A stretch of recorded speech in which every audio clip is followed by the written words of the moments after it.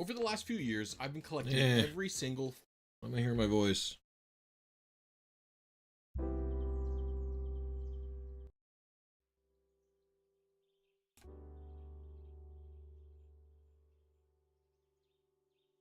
All right. Move my coffee out the way.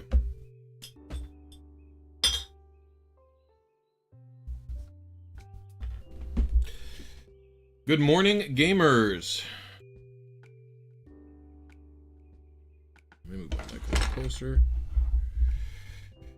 Good morning, gamers. What's up, Stardust Virus, Kazin, Who, Gym Leader Zero? How you all doing? Stardust Virus. I feel like it's been a cool minute since I've seen you. Glad to hear from you. Everyone. Dumb way to get Tornadus alive. Gen 6. LOL. Haha. Fun. Okay. Alright, what's going on? What's going on? Good luck on the shiny Tornadus. Thank you, everybody. Alright. So, we're booting up. I'm pretty much gonna get to it right away. So first bit is getting both Aerodactyls and calculating their IVs. Can I? Whoa. Alright, looks like I'm expecting myself to.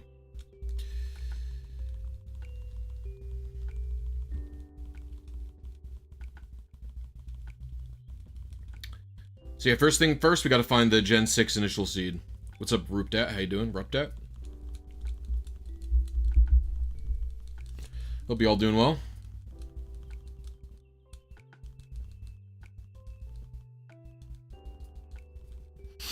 Got a Nintendo Switch 2 weeks ago. Very W, Jartsa.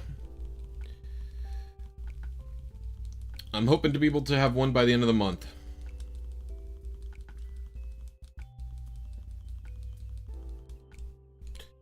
Alright, so we gotta calculate these puppies' IVs now.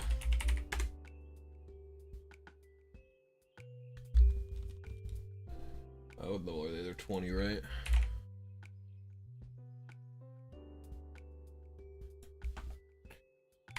$68. What? Oh, 49, 31, 29, 40, 62. What's up, MSN Shame? How you do? Oh, this is... Oops. Whichever... that's Aerodactyl number 2, so I'm gonna have to remember that. We're gonna switch tabs. What's up, Cooper G? Good morning, good morning. So right now we're just going to calculate the IVs of both of these fellows. Shouldn't take that long, and then we'll be able to start getting into Tornadus hunting.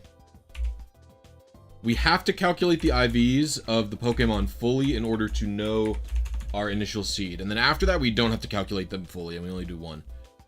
They are doing well. I was a little bit worried about Semolina when we went on vacation.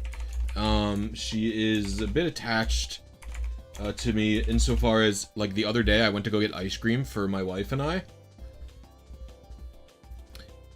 I went out to get ice cream for us because a new ice cream shop opened up down the street from us. Very pleased about it. And as I was leaving, she walked up to the front window, watched me walk out to the car and drive away, and she started crying at me.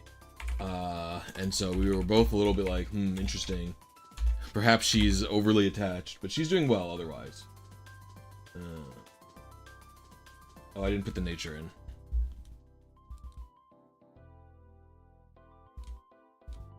What's up, David SP 2010? How you doing? Kind of adorable. She's very cute, but she did fine while we were away. Amanda's coworker watched them. Coworker and friend, who's a very nice lady. Yeah, she watched them, and she stayed like 30 minutes every day to play with Semolina, which was greatly appreciated, because usually cats are like an easy peasy deal. You can just go in, drop the food off, never even see the cat to confirm that they're alive, and bail, which is like, you know, that's what I expect. Whenever I ask, you know, people to watch the cats, that's what I expect, right? Like, I don't... 26 and 28. I don't expect much more than that, because they're supposed to be easy. They're not dogs, right? That's one of the benefits of cats. But Sid's and Semolina's a kitten, so, you know, it was nice of her to stay every day and give her attention.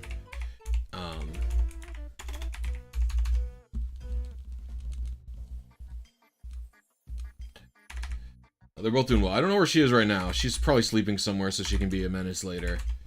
I had a bit of a stomach ache last night, and so I went into the living room to sleep.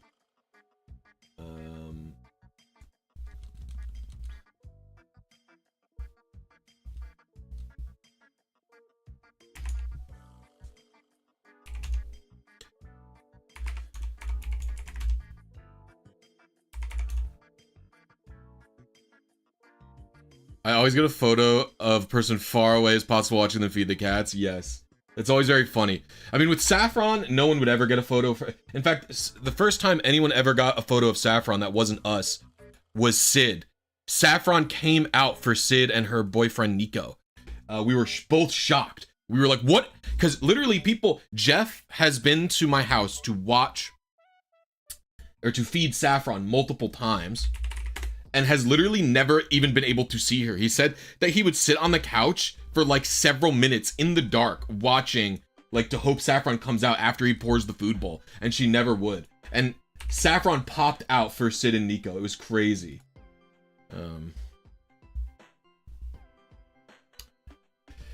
Yeah. No.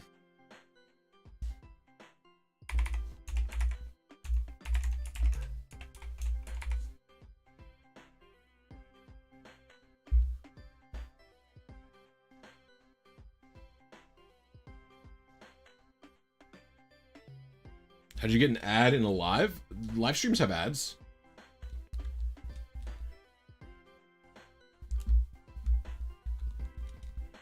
I make money off of ads on live streams. It's not a lot, but they do pop up and I make them. I could turn them off, but I'm not rich, unfortunately. If I was rich, if I was a much more famous streamer or something like that, which, you know, I'm trying to be, but I wouldn't run ads, but unfortunately, Blisy needs to eat. Although we've been doing very hard on doing good budgeting. Although my car's check emission system light did just come on, and it's been riddling me with anxiety. So if everybody could wish me luck that it's just a sensor or something, that'd be nice. The car felt fine. It didn't feel like I've never felt like there's any issue with it, so we'll see. I'm like literally so anxious about it. Like, it's like I've been literally losing control of my anxiety about it. Yeah.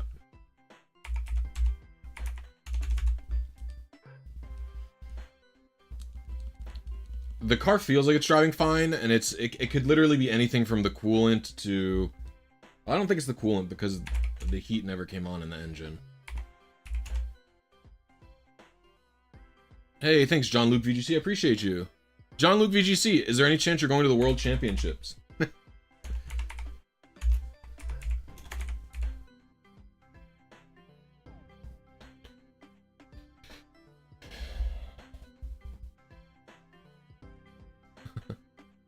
I mean, I try not to be super greedy with the ads. I want the viewers to have a pleasant experience on the live stream. I have it set to, like, the balanced setting. YouTube has, like, an automatic setting or whatever, you know what I mean? Next year, if you know anyone who's going to Worlds and they would like me to make their team for them in-game for free, reach out to them for me, or tell them to reach out to me. This is a serious thing, though, if you literally know anybody who's going. I am looking for people who are,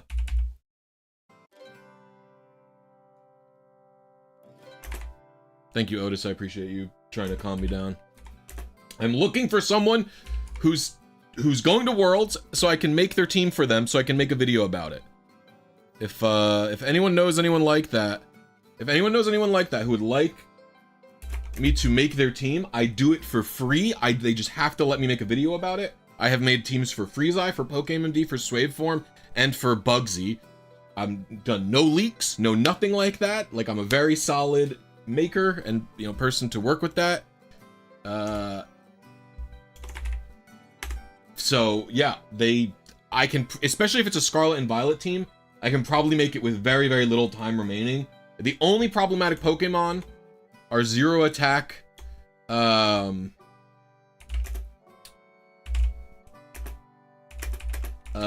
Enamorous, or like a weird... Enamorous in general is problematic. I cannot guarantee my ability to get a Pokemon, that Pokemon very easily. Although I don't think it's particularly meta. And then obviously Ursaluna Blood Moon is hard. But I do have... I do actually have a 0 attack, 0 speed Blood Moon Ursaluna. I could not guarantee getting a specific speed other than that. I would lend them Carl. I did make Pokemon teams. I made 4 teams for people. I've done no leaks, no nothing like that. I love making teams for people. So if you know anyone who's going to Worlds, reach out to them for me. Show them this clip it.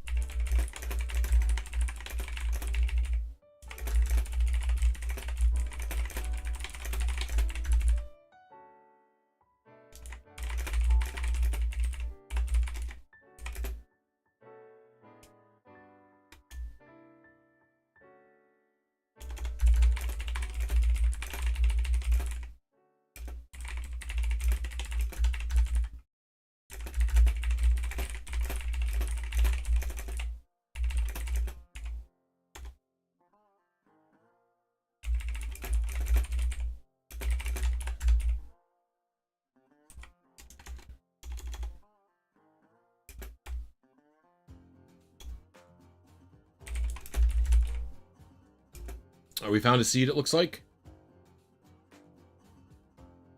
Good luck on tour. Thank you, Jerbsky. Appreciate you. Well, and I'm communicating with someone else I asked to reach out to people.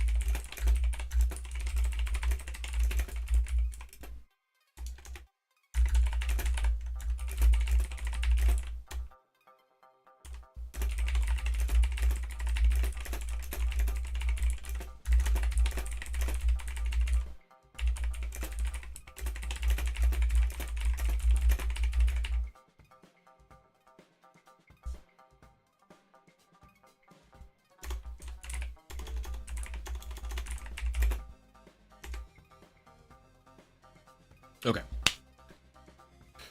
Whew. What's my stance on Wolfie? What do you mean?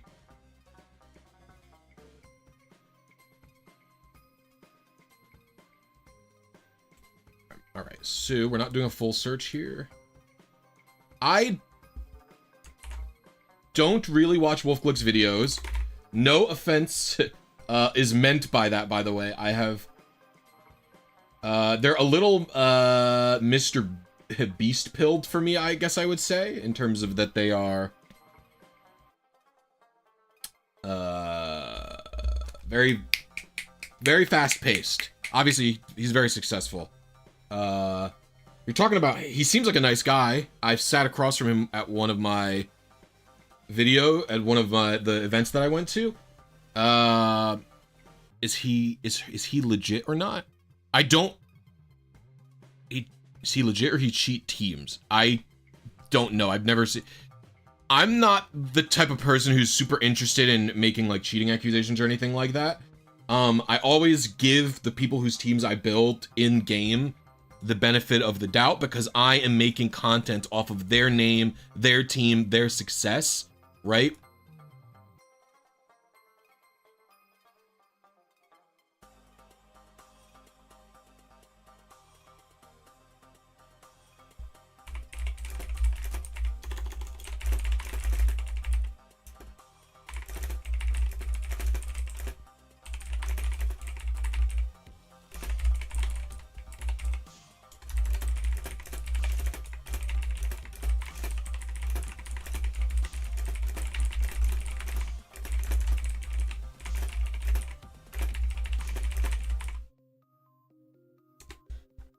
Okay.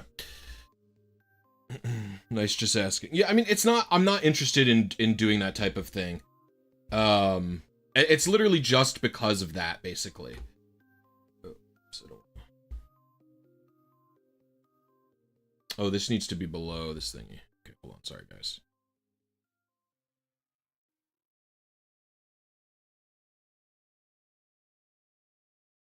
Sorry, I can move this more to the center. I need like a text document of calibrations. Okay. Let me set up 3DS RNG tool. 3DS RNG tool needs to be above Gen 6 GPU tool. And we need to do, we're doing TORNADUS. We're going for 5 IV. I do have a timid sync, I believe.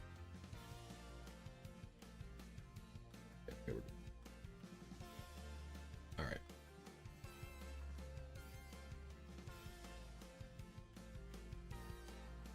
Sorry.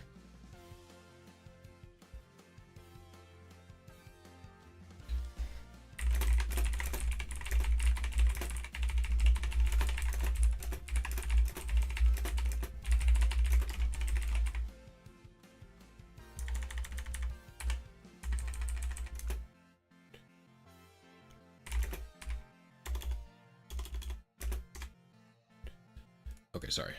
Someone else also, another, I don't know too many people in VGC, so I've been asking around to see if anybody needs, if anyone's interested in letting me help them, just like I asked here, so. Alright. Sorry.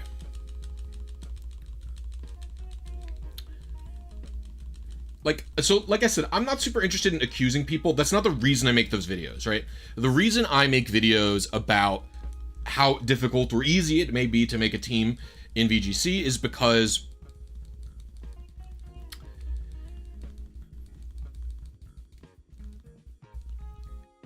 I'm interested in talking about accessibility of the competitive scene, which I think is lower than it should be, right? I think competitive Pokemon should not be as inaccessible. I think Scarlet and Violet did a good job. Oh, fudge.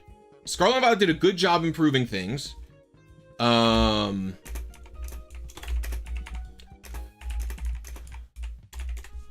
But there are still room for more improvements.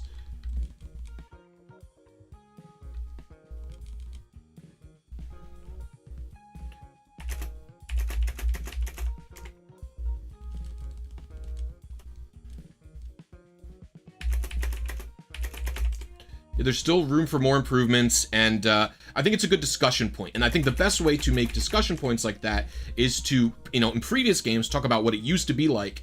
And I'm not gonna, like, the reason I started making World Championships players teams was because if I just made a random team, right? Let's say I just decided to pick 6 Pokemon and that were meta relevant at the time, and use that as the team, right? Let's say I was to do that.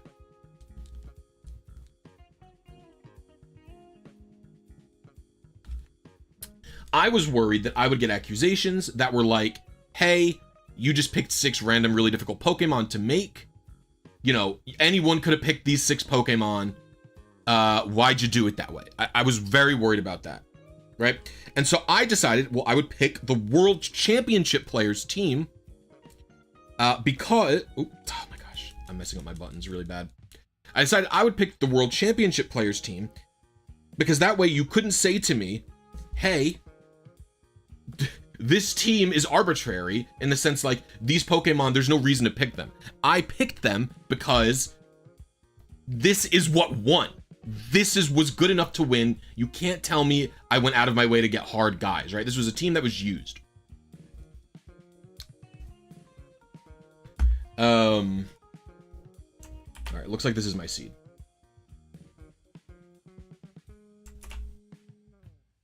So what do we got here? We are at like 3 minutes or something like that. No, we're well past 2 minutes. We should get to like 3. Going for this one is bad practice, but the other ones are not good. I can go for this 5-minute one here. This is best practice. I'll be going for it.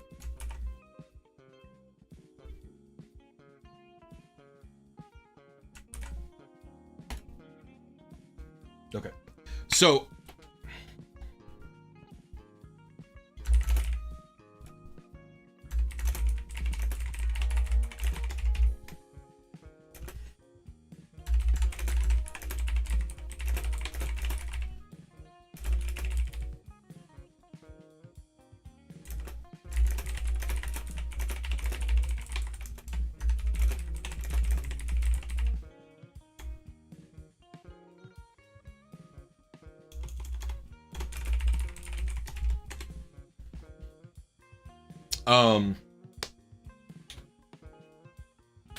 so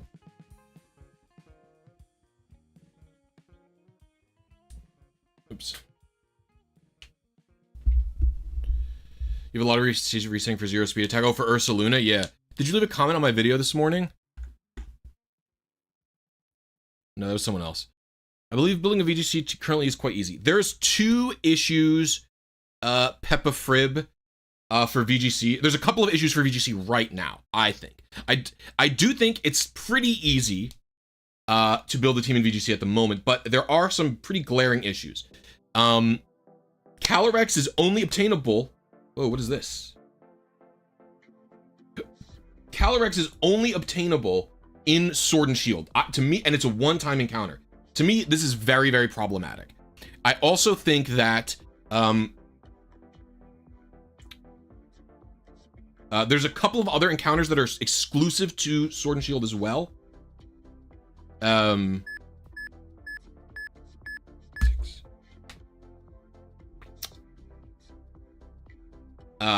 The legendary beasts, not legendary beasts, the legendary birds are exclusive to Sword and Shield. And they're not super popular. But Moltres does have some fringe uses. I don't know in the current meta if Moltres has any uses anymore. But like last year when I made Bugsy's team, Moltres was a fringe use case. I think both the dogs are also exclusive to Sword and Shield, if I'm not mistaken, right? I think both legendary dogs are exclusive to Sword and Shield, if I'm not mistaken.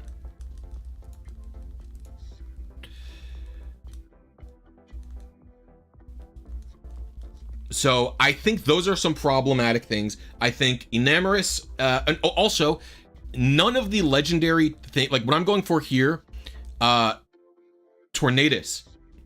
is, and all of them, Tornadus, Landorus, Thundurus, basically none of them are resettable in the Switch at all, right? The only places you can get them are in Dynamax Adventures, which come with 3 guaranteed 31 IVs, and it takes like 15 minutes to get to them.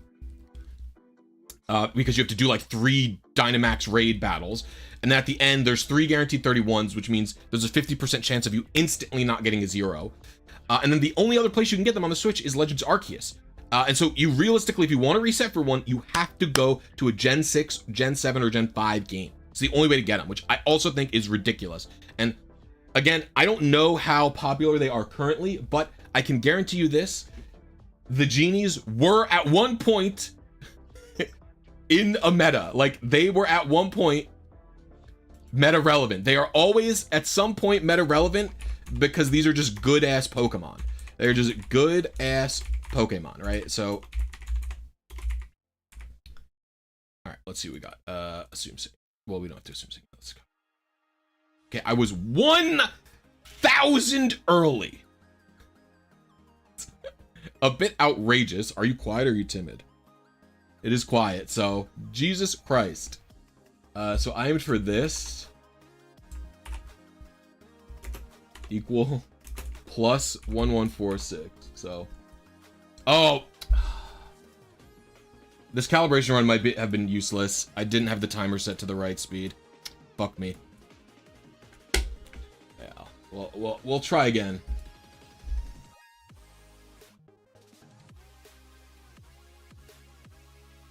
Actually, I think I should leave this up always.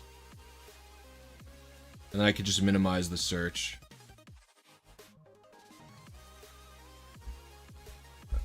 Let's get the previous seed in there.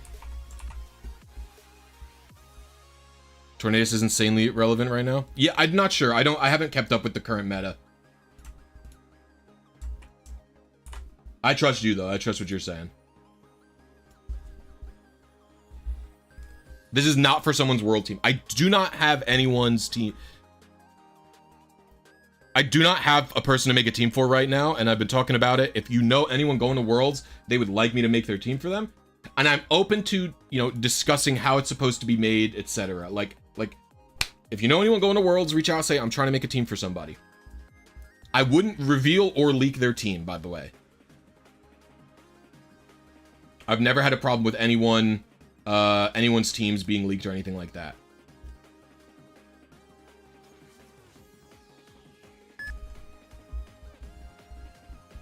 Thank you very much. If I don't get someone's team, if I do not have someone's team to be made, like if no one will, I can't find anyone to agree to make a team for, I will make the team after Worlds based on the championship team.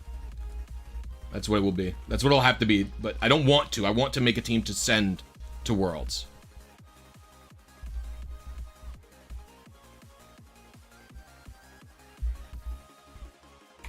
Five, 52, 31, 29, 40, 62.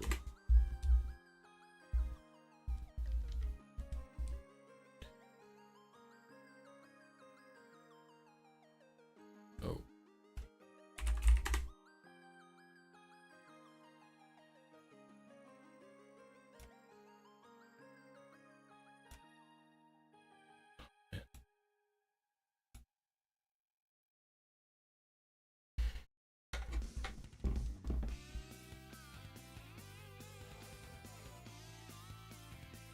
Sorry. I got a message from wife, so I have to answer. This attempt will be destroyed.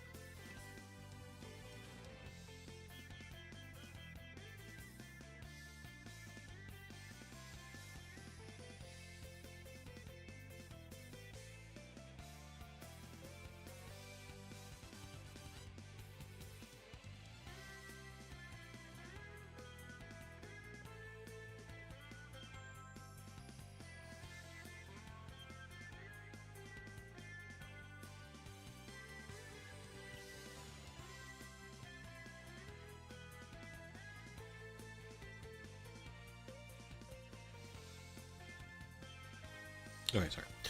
We'll finish calcing the IVs, but I just had to... Amanda and I are gonna foster kittens again. And so she sent me an email of a prospective candidate, and she was like, it has ringworm. Are you comfortable having ringworm? She was like, I don't know anything about ringworm. And I was like, ringworm is highly contagious, but it's pretty easy to prevent if you just wash your hands. And it's also very, like, I've fostered with my family before cats that had ringworm. You just have to be careful. In my opinion. But are there any ringworm knowers out here? You know what? We will just do this attempt anyway. It doesn't matter.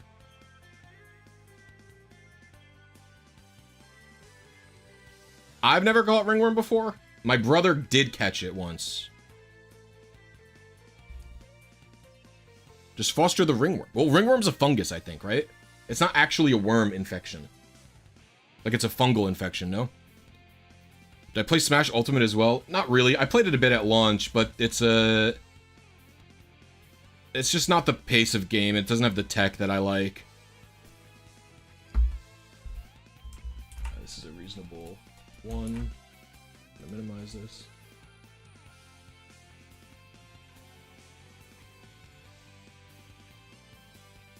We're looking for something in around the 5-minute range. Alright, this is inadvisable, but I'm going for it.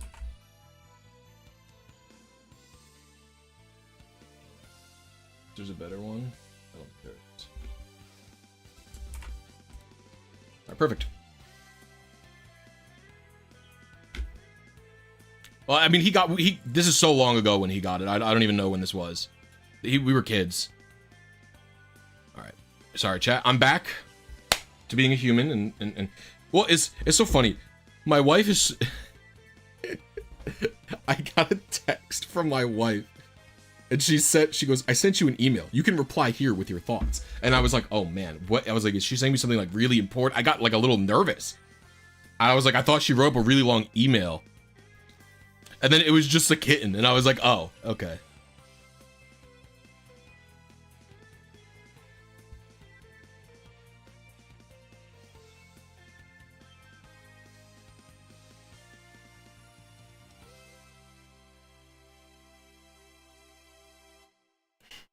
Dude, it was scary. It's scary to see that.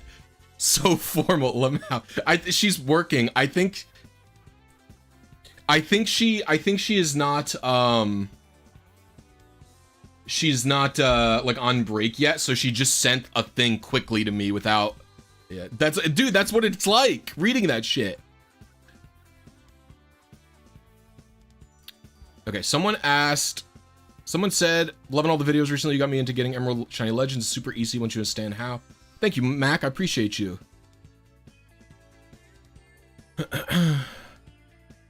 Oh, here we go.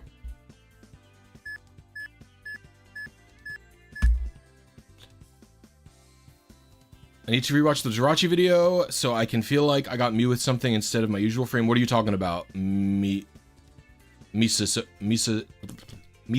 What's going on with Jirachi?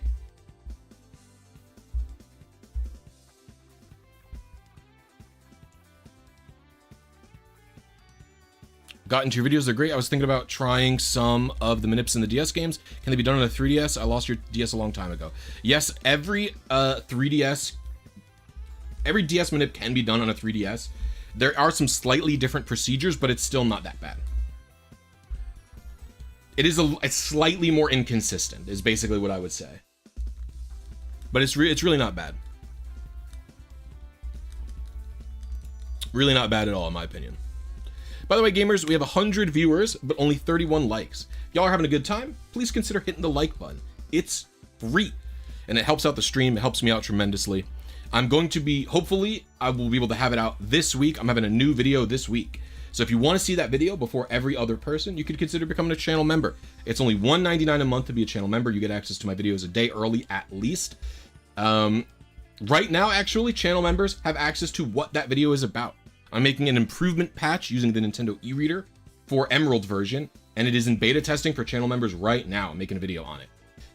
Being a channel member is 1/3 the price of a Twitch sub. If you become a channel member, join my Discord. There you go, Kevin Ferreira. Welcome to Happy Knee. Thank you so much. I appreciate it. If you link up your Discord and your YouTube accounts with each other, you can access the channel member only section of the Discord right now and download the Emerald improvement patch. And I'm going to be making a video on it. I'm going to be making a video on it this week. And hopefully I'll have it out by Saturday. I'm really sweating trying to get it out by Saturday. Assume synced.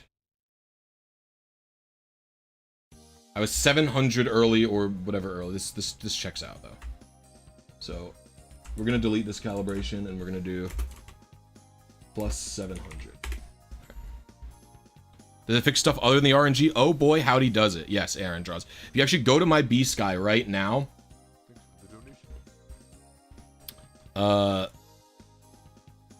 what's my URL? It's just bsky.app/profile/blisy.net is my thing. I don't know why it's so long, but that's just how B-Sky is apparently. If you go to my B-Sky right now, you can see what I've added. It's a whole improvement upgrade to Emerald version. I added an EV checker, an IV checker, the ability to turn music off, fixed initial seed, the ability to run anywhere in the game, And also the ability to disable wild encounters and infinite repel, and you can turn all of them off or on as you please, and they all persist across a save. I'm gonna make a video on it this week. And you've been hearing me talk about, it's not a ROM hack. It's all doable on your real cartridge of Emerald with the Nintendo e-reader. It is not a ROM hack, okay? I'm not launching a ROM hack.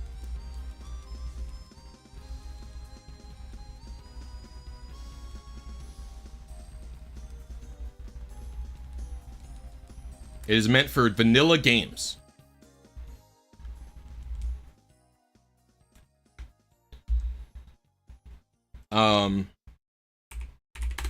You could see a video about it on B-Sky. You could see the footage of me doing it. But yeah, I finished the script this morning. I'll record and start editing it tomorrow. Hopefully it doesn't take me too long. I'm gonna fudge. I'm a notoriously slow editor, so.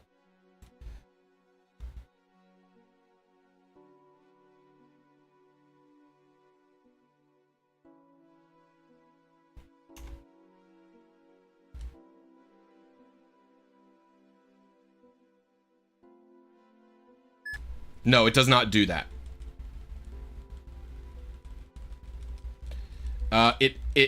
All it does, it just adds some nice quality of life features that the later games either have, or maybe they don't even have, or I've improved upon them.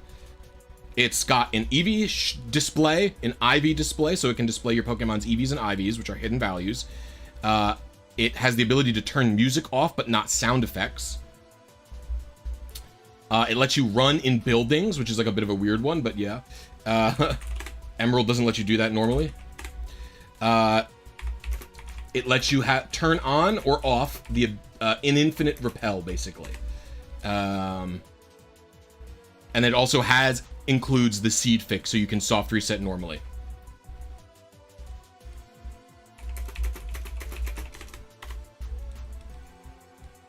And I'm looking at one more feature that I might add post-launch, which is the ability to fly from anywhere. Like you could fly from like inside of a building to another route. I don't know if I can make it. I don't know if I can make it so you could land to any location, but I could make it so you can fly from any location to like any city, basically.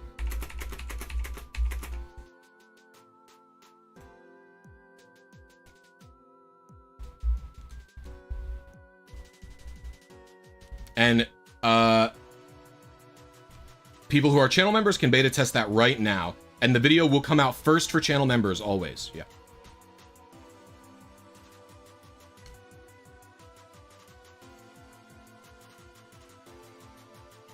Random background music? Maybe. I won't say maybe. I would say I could definitely do that. I don't know if I would want to do it because I only have so much space to add features, so I'm gonna only do really important features, basically. I think things that I think are very important to do. That's got to be this one.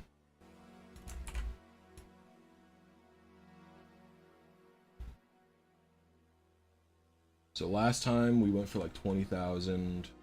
We're just over 2 minutes here.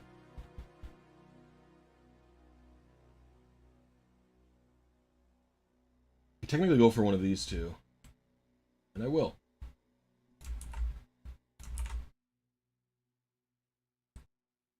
Oh, fudge. I wish I could undo it. There's no undo button. Well, that's okay. We're going to be early on this one as well. Yes, I could do that. That's possible. I can tell you that's possible, for sure.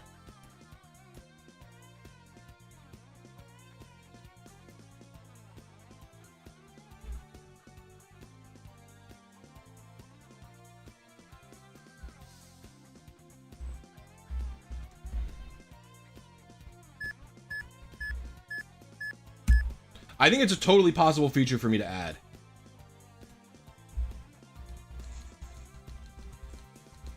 I just don't think I would do it. The features I'm looking at right now to add are I'll tell you what I'm thinking about adding in the future. A auto run button, so you run automatically. And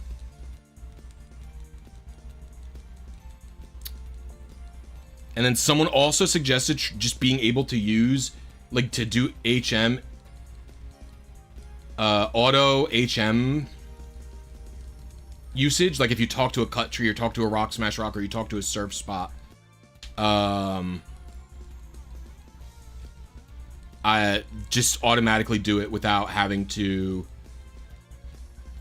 a Pokemon that has those HMs. I was thinking about trying to do that. It should be possible, although I don't know if I could do it with Fly. I might even be able to do it with Fly, to be honest with you. Something like check if you're like, I would probably assign the script to check if you used like some random key item. How the heck would Fly work? What I would do is I would assign it so that like you can bind any key item to select, I think. And so I would have it be like, if you assign Semolina, come here. I hear you. She was meowing for me. So it would be like if I assigned you would assign the SS ticket to select, and when you use it, instead of saying you can't use this right now, it would just open up the Fly tree and you would just do Fly instead. That's what I would have it do. Yo, OP Clan B, OP Clan Bye, welcome to Happy Knee. I appreciate you. Everybody show them some Blissy love. Hi Semolina, I love you too. I'm typing in stats for this Pokemon right now.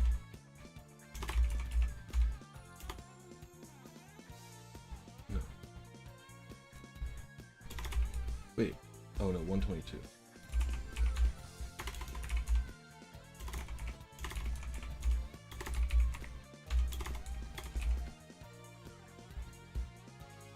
I was about 707 early, so. All right. Where are you? Girl? Come here. Let's say hi to stream. Are you interested? Look how big she is. She's such a floppy girl. Look at how floppy this cat is. Have you ever seen this cat so floppy? She just accepts whatever way is happening when she's being held. She's insanely floppy. Can I get you to get mad at your own tail? Yep, there it goes. Semolina gives no fucks. Look at her. She just goes limp.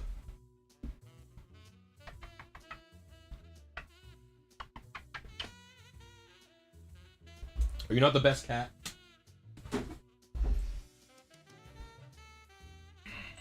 could stay here with me, girl. Okay, sorry. Sorry for Cat Detour. Although maybe I'm not sorry for Cat Detour.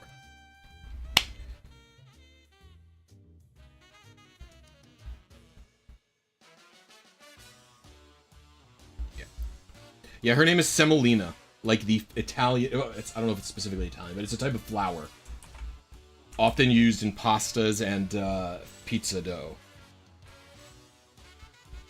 Never apologize for Cat Detour. You're right. I'm sorry for being sorry, to be honest with you.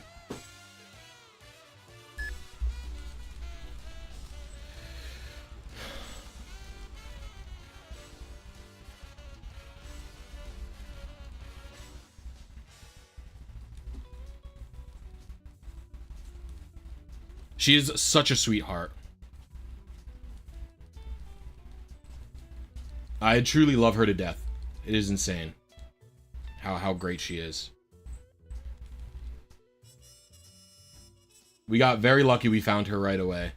She's literally the first foster that we were doing.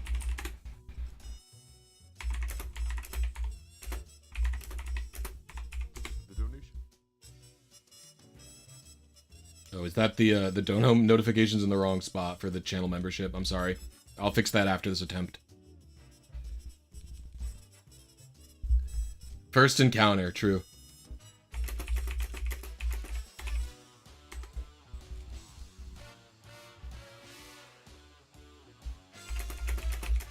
And if you want early access to that Emerald Improvement Patch, like I said, if you just became a channel member, I know 2 people just did, you have to join my Discord and also link your Discord and YouTube, and you'll automatically be given the channel member role, and you'll get access to the private members only chat. I cannot do it manually. I'm just letting you know.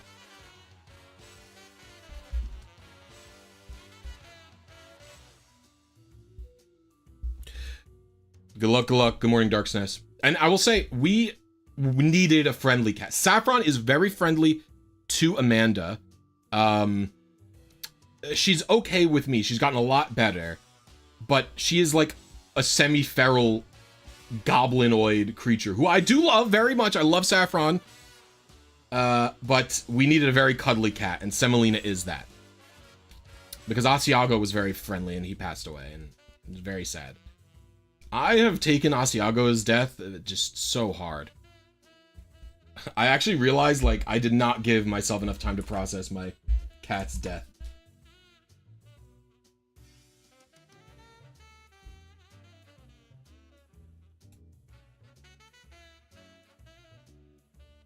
This was a 2-framer. This is a pretty good one.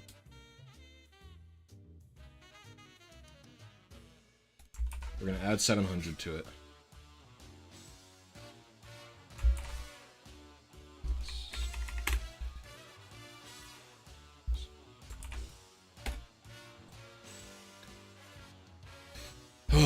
It was sad.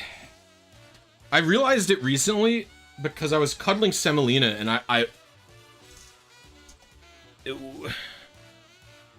Asiago, I called her. So we used to call Asiago boy when he was doing something silly or misbehaving or something. He would be like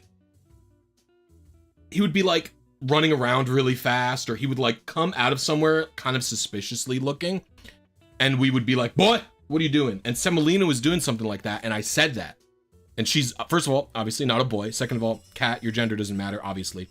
Third of all, that's what we called Asiago. And so, like, I thought about it, and I was, like, saddened by it. And then I, like, thought about him, and I, like, he only passed away in, like, March or something. And it's like, it almost feels like I've already forgotten what he was like, what it was like to be with him and hang out with him and cuddle him and hold him. It like almost feels like I've forgotten it, you know? And that like made me really sad, and I was like, damn.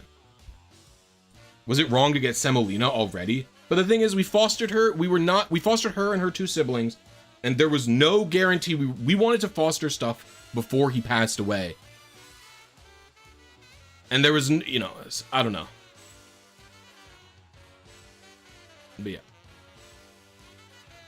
It's just Blisy being emotional. I got sad thinking about it. I'll tell you that. It is getting too hot in here. After this attempt, I'm gonna have to go get my box fan. Yeah.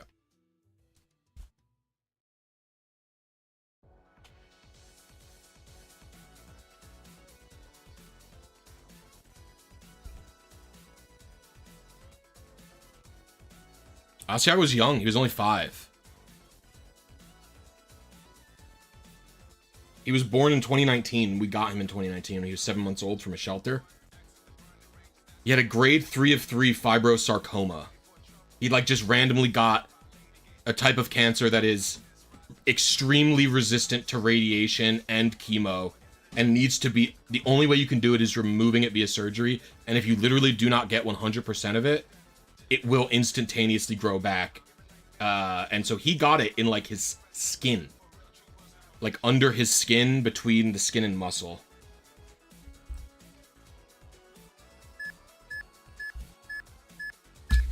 And so we did, and the part of the problem was, is that your pug in your profile? Trust me, I know what that anxiety feels like, and you're not alone. When Asiago, this is gonna sound sad, but like when Asiago had a bunch of medicine, he was on painkillers. He was on painkillers and anti-inflammatories to help relieve the pain and let him live comfortably as long as he could live. You have 4 pugs? That's fucking awesome. That's, yeah. But he was on a bunch of meds, and I was always worried if he was in too much pain, if he wasn't in enough pain, like if he wasn't getting enough medicine, if we were letting him live too long, because we had decided to not do more surgery with him. And we were going back and forth on, and so I had all these anxieties about him. And when he finally passed away, the next day, I was anxious about him, and he was fucking dead. And it was like, I was literally like, I didn't know what to do with all that anxiety I had. You know what I mean? Like, I was still anxious for a cat who wasn't there anymore, who didn't need my help anymore. And that was like, having that anxiety was just like insane. I don't know how else to explain it, you know?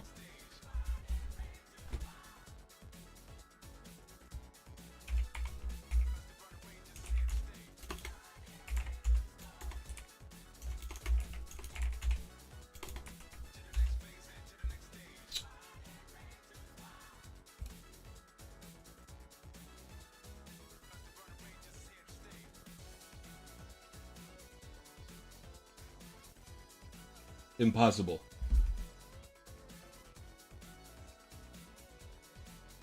This cannot be. 152, 129, 90, 130, 108, 131.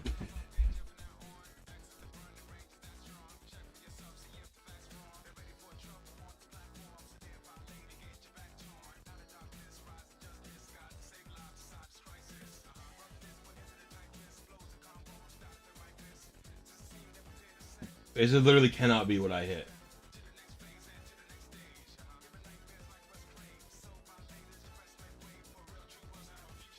I must have had the wrong seed.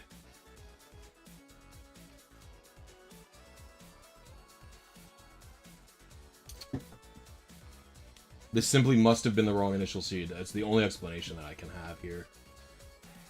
Although it looks very correct. That's like exactly what I hit.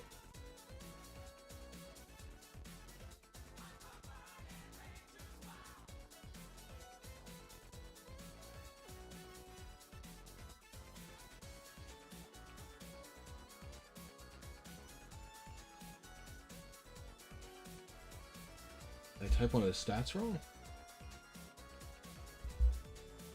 152, 129, 90, 130, 108. This is like literally not possible. It'd be much easier to catch one in black and white too. I'm just doing it the hard way.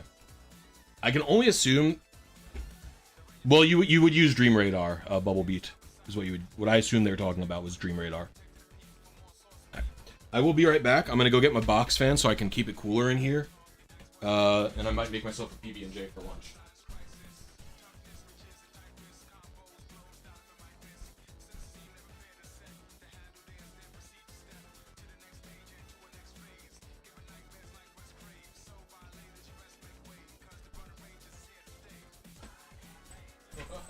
Semolina, what are you doing? Semolina, why is it 100 degrees in here?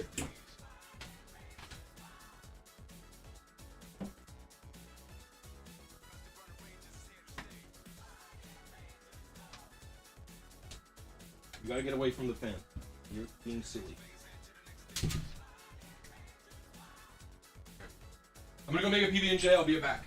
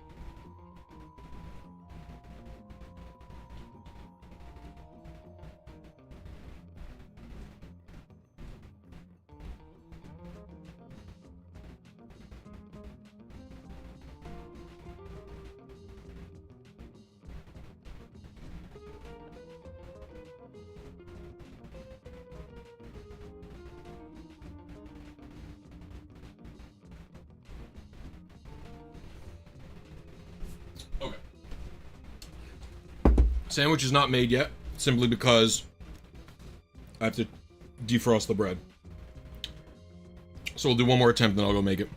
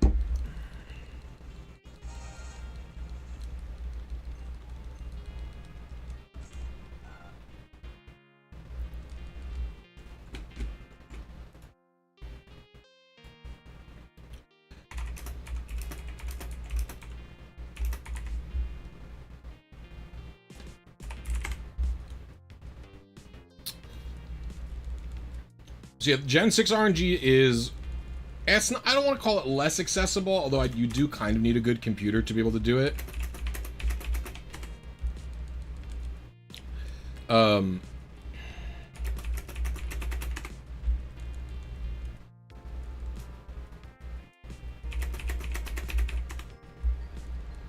It is a bit finicky compared to, like, each attempt takes a lot longer than a lot of other RNG manips, just because it can't be that one, of how you do the searching, where you're looking at an Aerodactyl's IVs, which kind of stinks, but it is what it is, you know. Go for this one. This one's really good.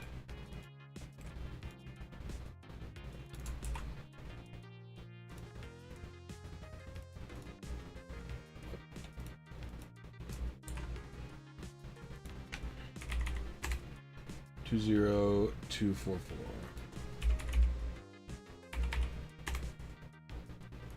All right.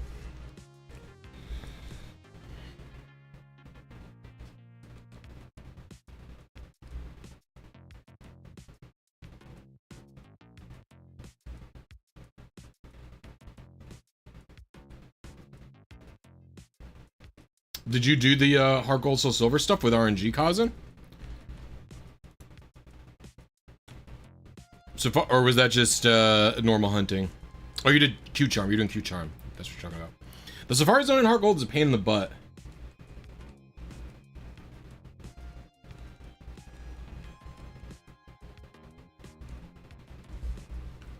Q Charm glitch is not an. The Safari Zone. Luckily, the Q Charm glitch works in it, which is pretty nice.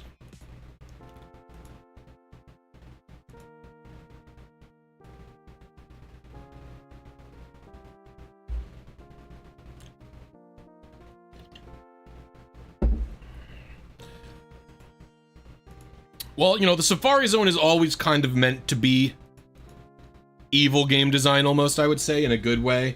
Like, people enjoy the frustration that the Safari Zone brings. Maybe they went too far with the Safari Zone in Heart Gold and Soul Silver, but I think the heart of wanting to give players the ability to customize the Safari Zone, I think that's a good thing, right? I think they have their heart in the right place, to say the least. I would say.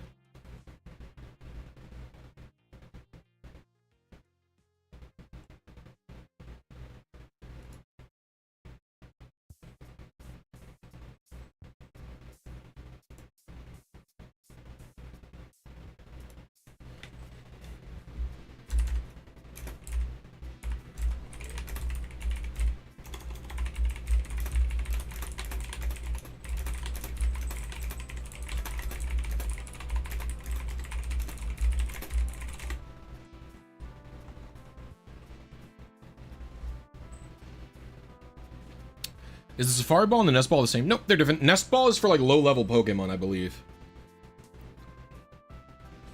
So much of how it works is just not communicated with the player, mixed with waiting leads to... Yeah, yes, I agree. Also, the way that you have to wait a long time is kind of crazy, but like that could be like instant gratification versus like, I don't know. There is like some degree where it's like it is fun to like put the thing down and then wait a long time, but not knowing that it's gonna, I don't know. It is definitely not communicated effectively, and a lot of older Pokemon mechanics are like that. They are just not clearly communicated to people. I mean, I would argue, and maybe people disagree, I would argue to this very day, EVs and IVs are not actually communicated to the players insofar as what the fuck they do. They are, and like, you can't even really get the value of them. Advice question, got a second copy of Ruby, should I just remove the battery? If you want to do RNG manips, it depends on what you're going for.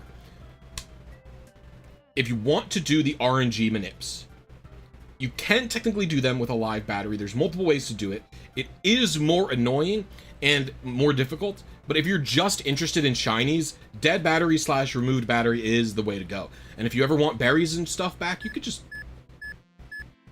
If you ever want berries and stuff back, you could just put a new battery in. It's not like it's a permanent thing that you have to worry about, right? Sometimes a strategy guide explains to the player what EVs and IVs are, but it's not always.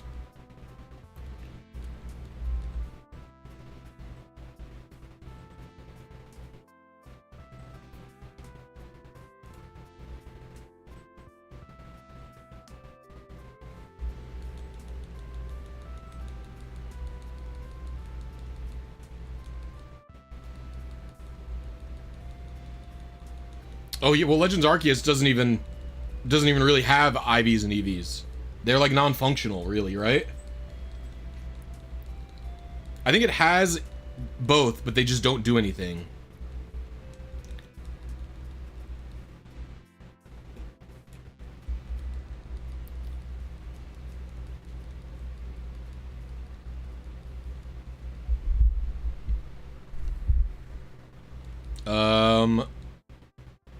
It's probably just that the, let me put on the, I could probably just change the noise gate. I don't think it's its location.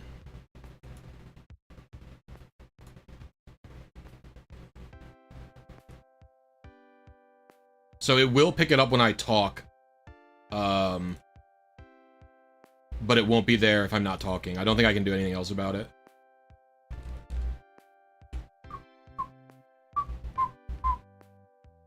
What do we got? 154, 21, 90, 139, 94, 144.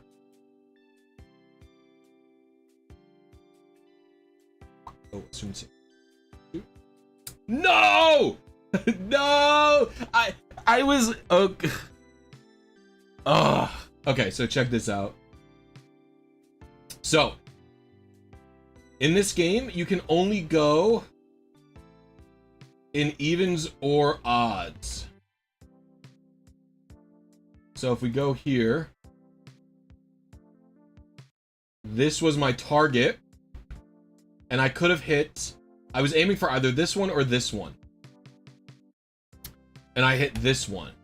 So if I was on this, that means I was one late. And if I was here, no, I couldn't have been here because I could never hit this one if I hit this one. So I was literally one frame late. Literally exactly one late. We were exactly one frame late, everybody.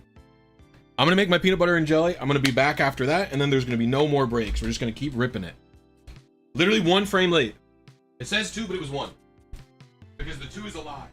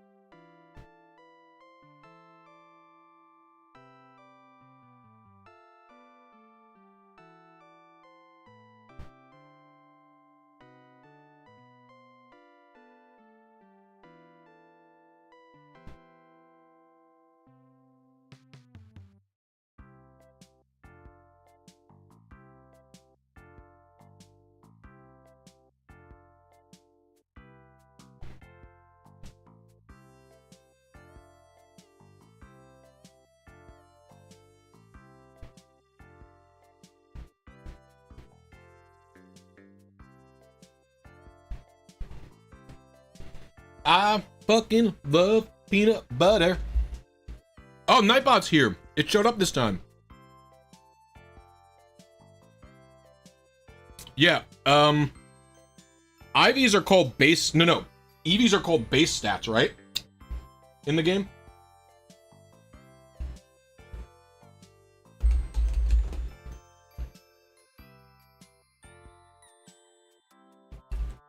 Whenever you use it, it says the base HP changed or whatever, right?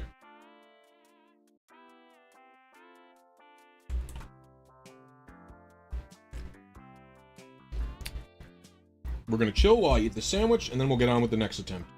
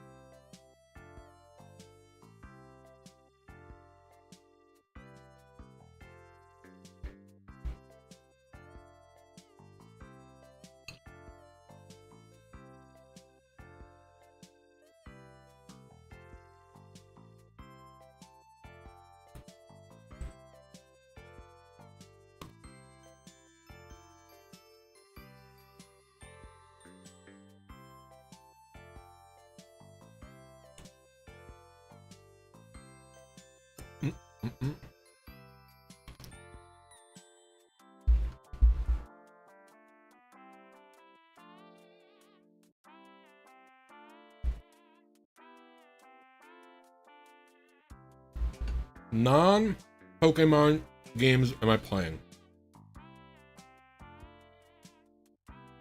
I've been playing this game. It's an indie game called Crypt Custodian. It's excellent.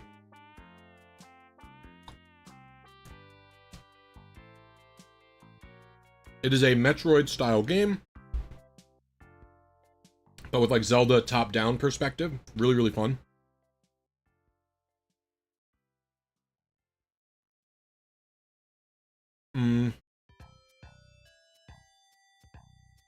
Unfortunately, I do still play League of Legends.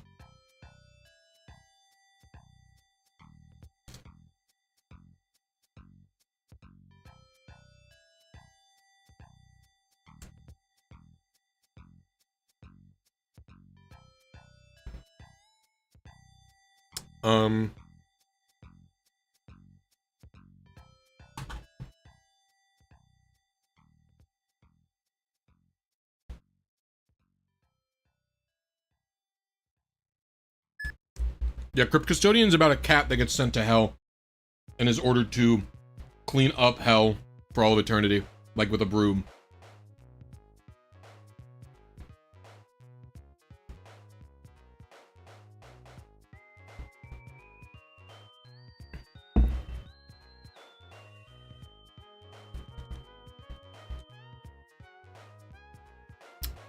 Really fun game.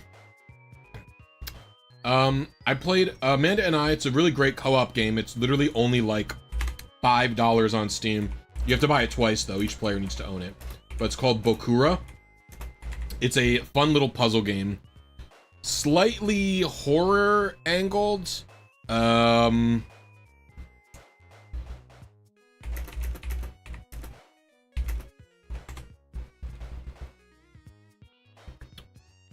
It's a really excellent co-op game though, and it's literally like 4 hours maybe.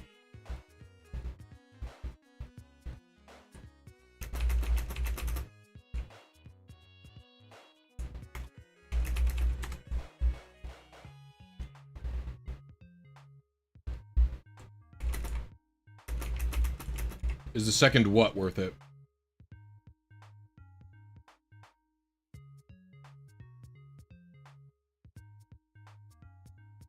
Defense is invalid.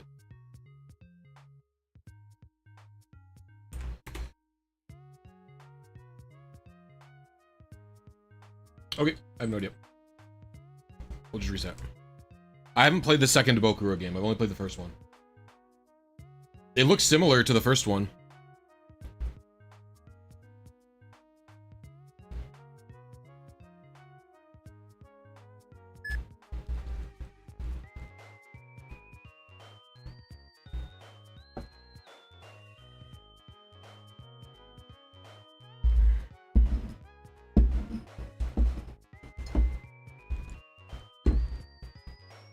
trying to think if I've been playing anything else.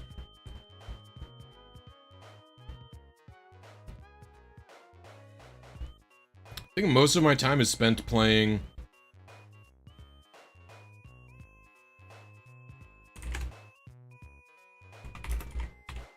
It's pretty much been... I usually am like a one single player game at a time type of person. I don't usually do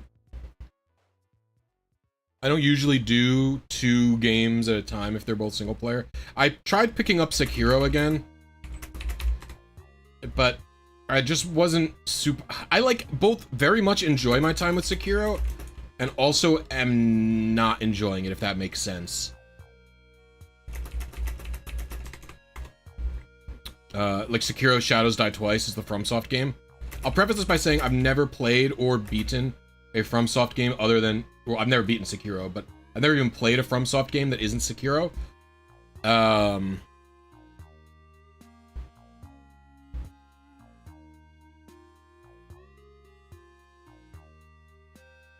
Probably this one.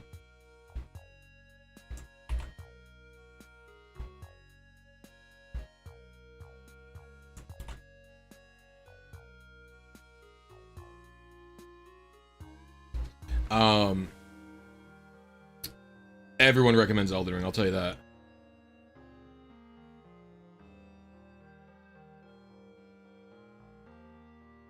But, the problem I had with Sekiro was... So far, the things... So, I'll tell you what. The sword fighting combat, the sword dueling combat is fucking gas. It is the only thing that keeps me wanting to come back to it. I really, really, really enjoy it. It's the reason I bought it. It's very, very cool.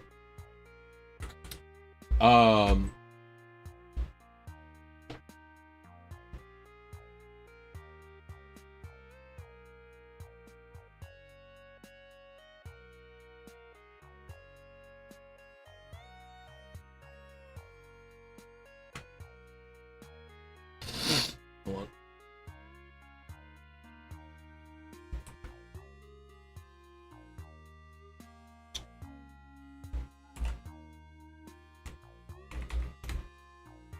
Two, three.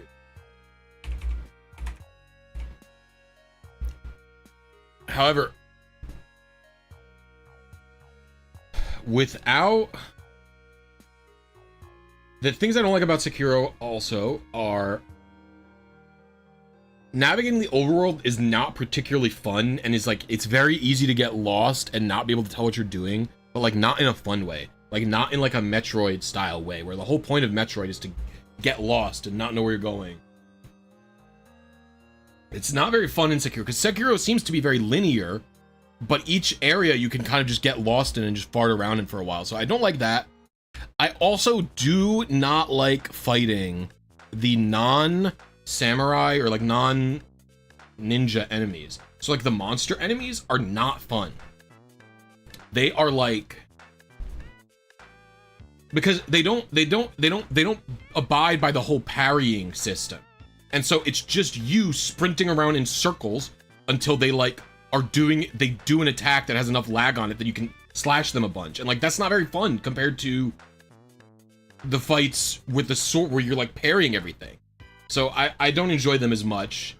And then also the thing that really like they're like these overworld sections where you like go before big bosses like the snake guy, where you are like sneaking around in the overworld avoiding it, and they're just so trial and error, not fun for me in that specific way, that like I also am like super not interested in them. And then the last thing is like it's a bit stressful, and so like usually if I'm trying to play a game, I like challenging games, but I can't explain, I get stressed playing Sekiro. Like, I didn't get stressed playing Metroid Dread on Dread mode, the mode where you die in one hit. That was not stressful, but when I'm playing Sekiro, I'm on edge. I'm not, like, able to chill out.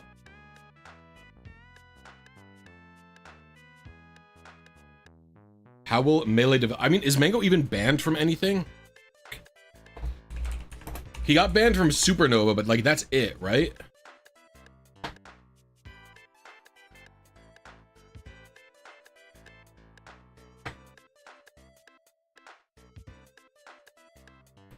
I don't think that he... I don't even think he got banned from... I don't even think he got banned from anything else.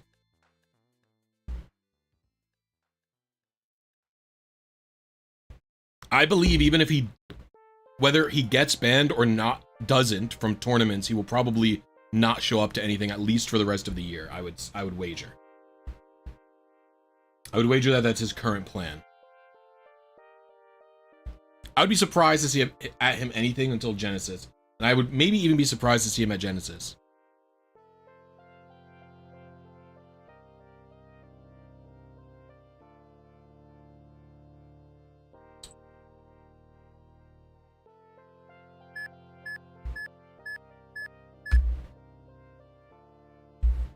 I've never played Neo, no. The amount of games I've played has shrunk, you know, over time. I watched my wife play recently a game I bought her for her birthday called Little Kitty Big City. That was a very cute. That was like a 3 or 4 hour game as well. It's like a cute little puzzle navigation game. Very, very cute. Recommend it. If you like platformers and you just want like an easy breezy, relaxy time, then I think Semolina, what are you doing? You menace. Stop. Stop.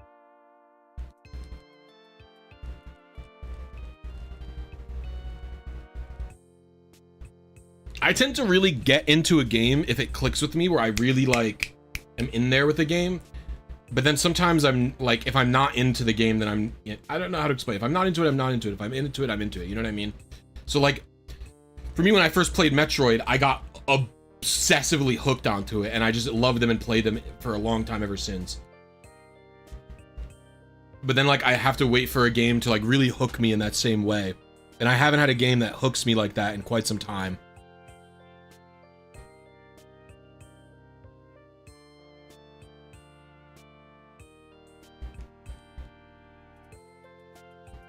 Well, I know that's not it because the HP is so bad. It is timid, so we'll assume timid. I was also not confident that this was the seed, so we'll see about that, I guess. I was 6 late. So I think instead of 700, I should do plus 698 or something, I think. I'm skewing slightly late. I seem to be skewing just a smidgen late. Just a smidge. A small amount. Try nuzlocking bun and run with RNG manipulation. I don't know about... I don't know what bun and run is. But I will tell you, I've thought about doing RNG manips for some of those challenges before. I'm just looking for everything perfect except attack. Red Stinger, 82.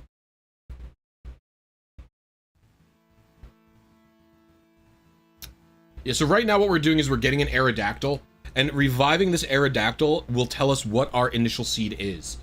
Or... was, rather. So we're going to check the Aerodactyl's stats. So it's lax nature.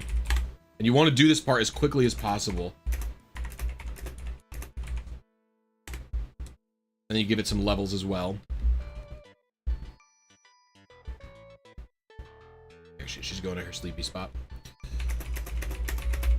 So I'm putting into the IV calculator the level up stats. So it's 332213, and I'll do that to level 24. 322122.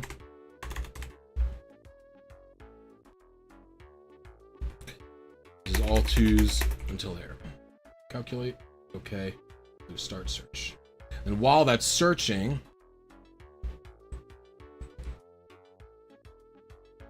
I will just go here.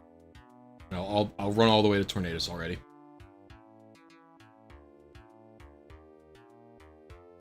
And I will say, I know which one I've got, because you see I have multiple results here. You might be wondering, oh, how do you know which result you got? Whatever Blue does in Blue's Clues.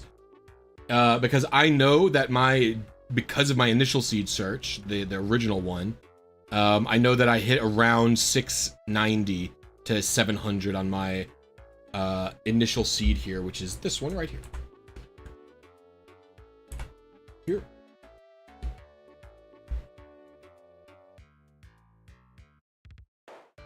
This looks like a nice little pocket here.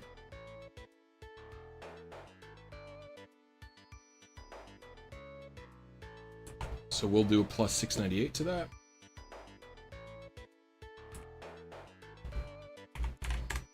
$17,877. All right, nice, perfect. If Gen 4 gets PU and ZU, same as Gen 3 and 5. Dude, I think Gen 4 they need to free the old gens. They need to free them.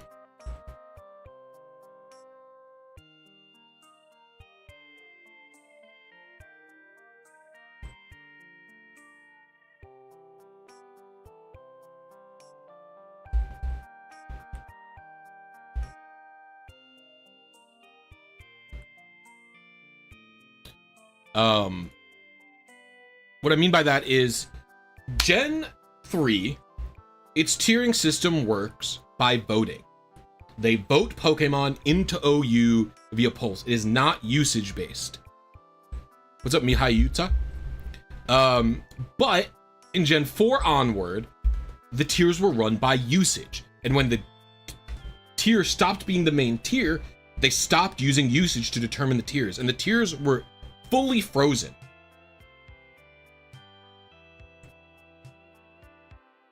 And it's like, well, why does Gen 1, 2, and 3, which don't use usage, why do they get to be active tiers and Gen 4 doesn't? And I don't think that Gen 4 should necessarily be usage anymore. I think moving it to a voting-based system would be fine. And I know a lot of people are like nervous about like, oh, well, if in Gen 4 we unlock the tiers, Clefable comes out of UU and goes into OU, and then UU loses one of the best Pokemon. Well, it's like, you know, to me, then you're playing a fake tier at that point. Like, I understand you, like, I don't understand why some tiers get to be frozen forever. And, because to me also, the point of freezing a tier is so silly. Because the meta will always be developing. A meta always changes. Clefable is an OU Pokemon by all standards, except the fact that it's literally not marked OU. And Electivire is like a BL Pokemon or even a UU Pokemon by all standards. The same with Dusknoir, by all standards other than official ranking. And to me, it's like you're doing a disservice to the game by not allowing things to change. Because things are going to change anyway, right? People are going to discover new strategies. So, I don't know. It's all silly to me. And I love Gen 4 OU, don't get me wrong. Yeah, I've been close. I've been +2 and +6. So I've been close, Mihai.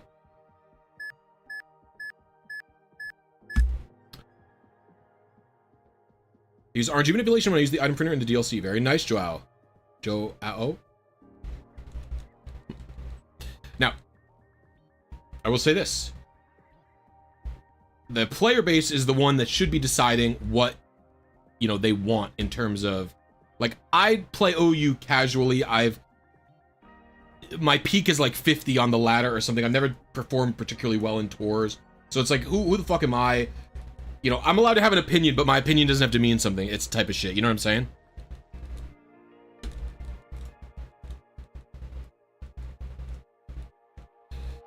Now, if we're having a good time, there's about 100 people in here. Please consider hitting the like button. It's a free way to help me and the stream out. Lets YouTube know that I'm doing a good job. The stream is a good place to be, and everybody's having a good time. And if you want to help out for not free, you could consider becoming a channel member. It's only $1.99 a month. Or you could donate to my Switch 2 funds. I'm about halfway there to getting a Switch 2.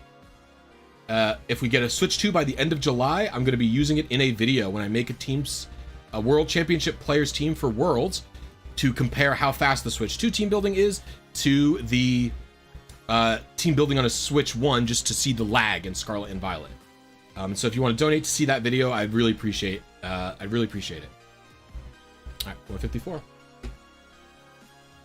It is timid as well. Let's see.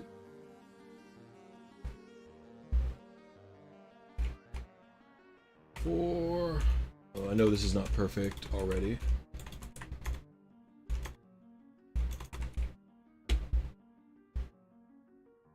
I was 112 early, huh? I wonder why. Maybe I wasn't actually seeing. 112 early, huh? I mean, sometimes the lag just bites you like that. I think I might just ignore it. I might just ignore the minus 112 early and just keep it like this. It's true, if you become a channel member, you get a very funny emoji. A very quality PogChamp emoji made by Squid. Squidoo.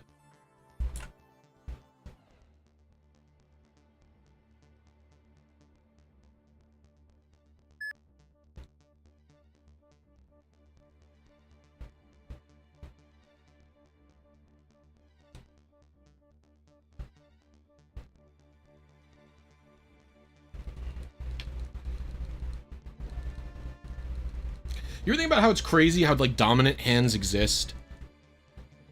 Like, dominant and non-dominant hands exist? It's like, I'm just worse at using my left hand than I am at using my right hand? Like, why is that evolutionarily a thing, I wonder? Like, how is it beneficial to have a hand you're more coordinated with? Or a limb in general? Right, because you have dominant legs as well.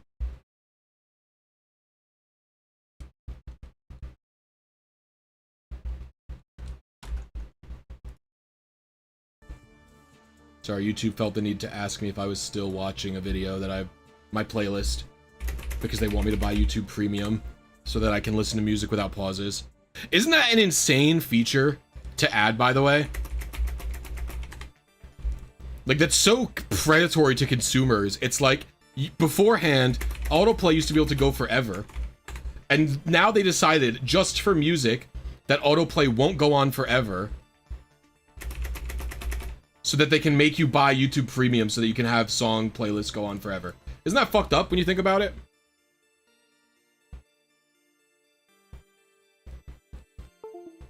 Oh. Sorry, thing came unplugged.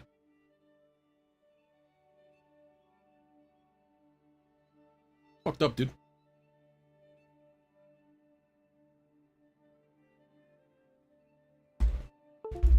Stop unplugging, Katsukitty horse crap.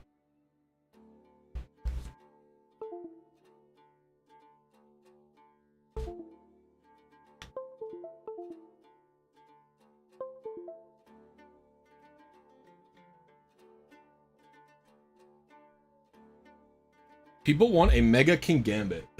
Well, that's crazy.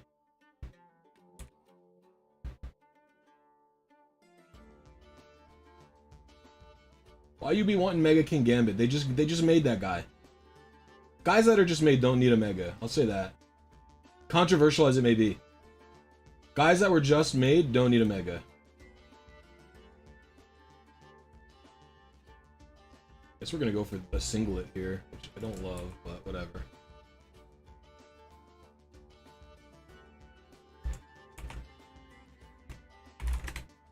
$16.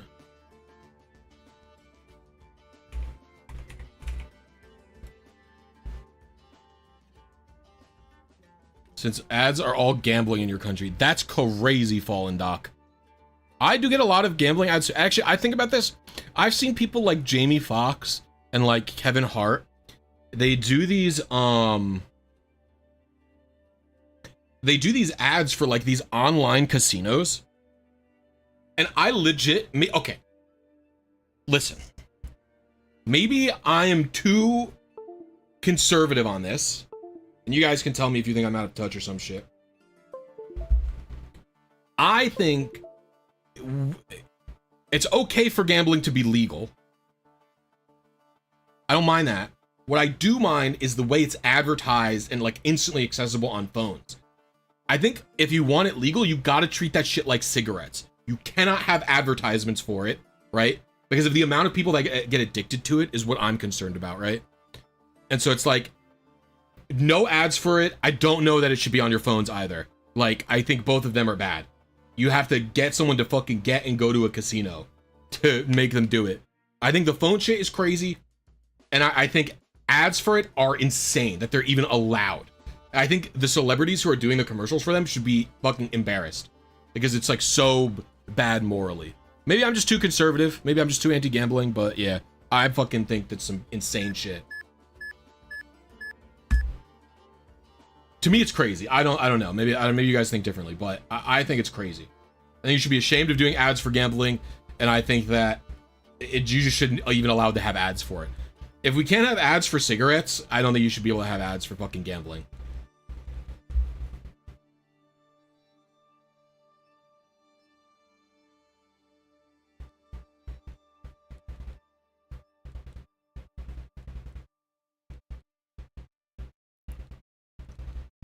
I'm very worried about how many people get addicted to gambling.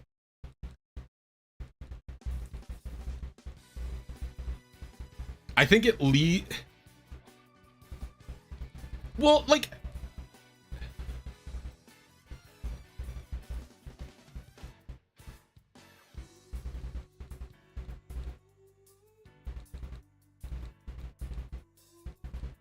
yeah, it's so insane. Chris Rock is in a million of them. I've seen him in a lot as well. Yeah, I love Rowlet. What that's about is I'm just trying to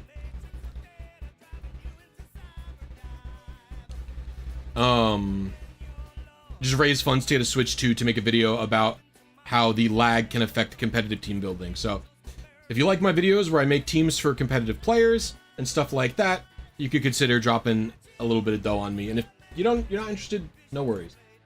But the goal would be to make whoever's team I made to make it twice. And then compare the speeds via by lag, by showing the lag basically. It's 138 early, huh? Why am I skewing early again? So yeah, that's the goal. If we get the 450 by the end of July, I'll be picking up a Switch 2. If we don't, that's also fine.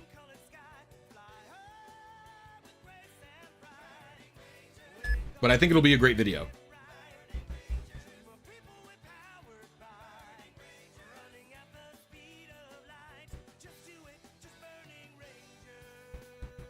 Yep.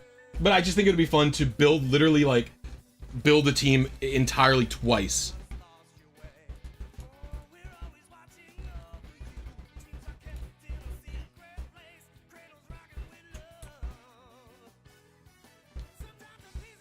Calculate IVs.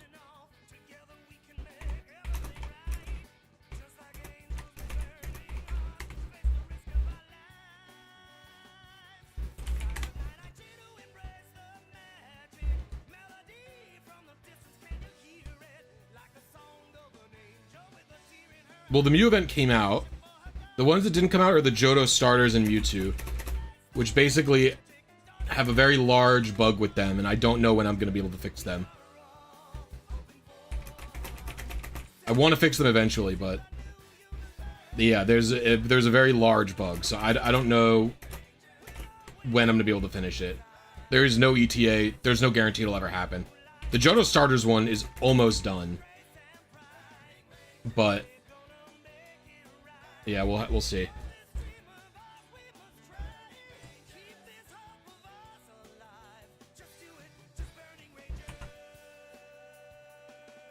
You can RNG Pokepelago. I think I've done Pokepelago RNG. If I haven't, I know how to. The 3DS does not have crypto secure RNG that we can't use it or anything like that. Like, everything on all of the 3DS games is all technically feasible in terms of RNG manips. Sometimes it might be difficult or impossible for, like, reasons that aren't crypto or, like, stuff like that. Like, it might just be, like, too annoying to do, so you wouldn't want to do it, or it might be there's, like, no purpose to do it, or something like that. Or there might be unstable lag because the 3DS can't run these games very well.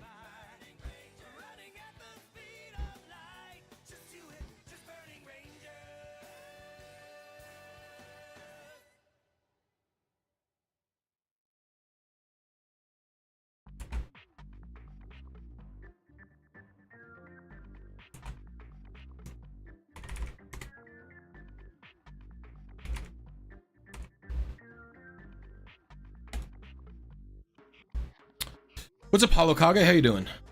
Is Nightbot not linking the Switch 2 thing? It's here, but it's not linking it. I don't understand. I'll link it. It's very weird that Nightbot hates me now. Have I lost the clout for Nightbot to be able to help me out? What's up, Paulo Kage? How you doing?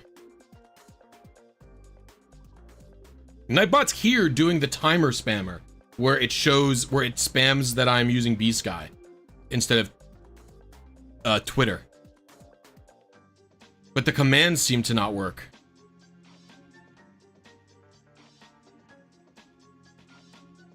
Grounded on Kyogre Nips and ORS's Pure Suffering. I've done Kyogre. I did Kyogre for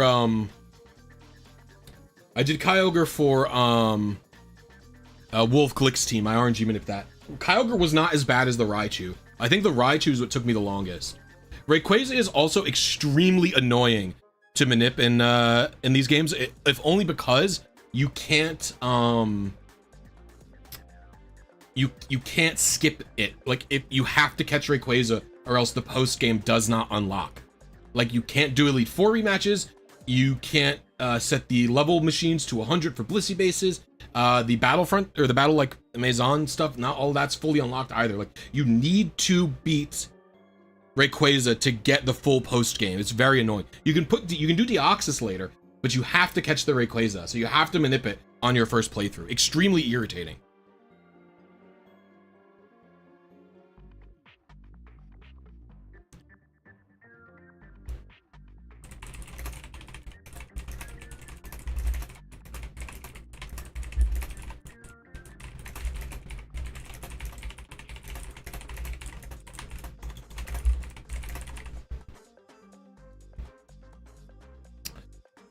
Original 3DS and a new 3DS. I don't, but to be honest with you, I haven't played on my new 3DSs that much. Oh. I haven't played on a new 3DS them. I do own 2 of them. I just don't remember. Because I spend most of my time playing Pokemon these days, streaming. I'm not off. If I'm playing a Pokemon game casually, it's almost certainly Emerald or Heart Gold, because those are the games where I'm like farming competitive Pokemon to play against my friends with. Whereas like I'm not playing a game like this very casually, and so every time I'm playing it, I'm literally every time I'm booting it up on a 3DS or on an old 2DS for stream. So it's hard to remember almost.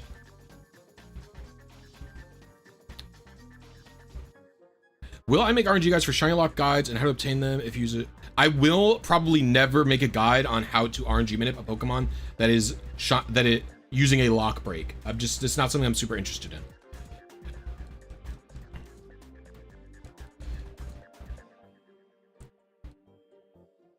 Yeah, it's an original 2DS. You can see it here.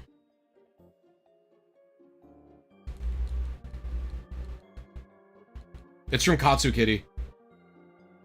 It's lasted me since 2016 when I bought it. Yo, everybody, thank Watanabe Komare for the $20. I really appreciate you. We only need $200 more to complete my Switch 2 fund. I genuinely appreciate it from the bottom of my heart, Watanabe. My goat. Everybody show them some Blisy love if you have it. I'm very excited to be able to do this comparison. I think it'll be great. And then I think a lot of people will tell me, well, it's not pay to win. You don't have to pay for it. And then I'm going to be in the comments arguing with people saying, if it gives you an advantage because you paid for it, then it's an advantage. And we'll be arguing a bunch. It's going to be a great video and a great time, I think, personally. What do you guys think?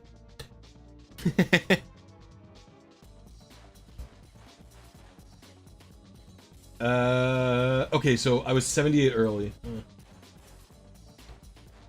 Is there an RNG manip guide in general for what? Thank you very much, Hadokage. I appreciate you. There's multiple RNG manip guides all over the place. I have a bunch on my YouTube channel.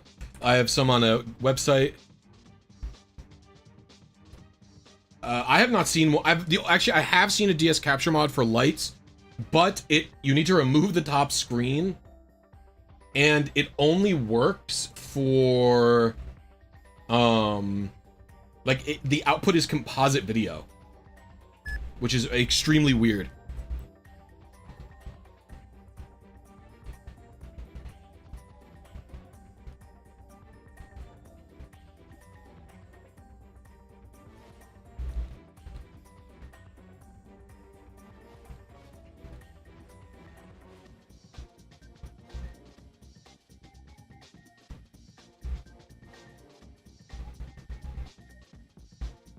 I don't even know what that's like. And I also think they were accessing, like, dude, it's been so long since I've seen this, but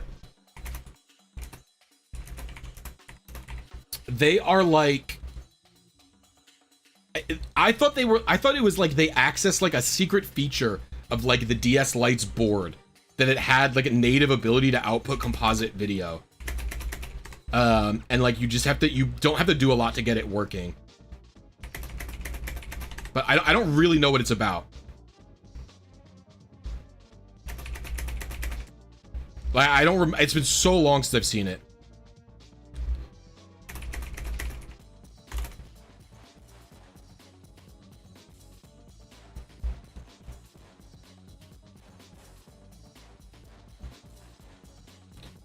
My consistency was really there for a while. And now it seems to have fallen off. My delays have fallen off drastically. I want to do a couple more on this calibration that I've got, but we might have to adjust.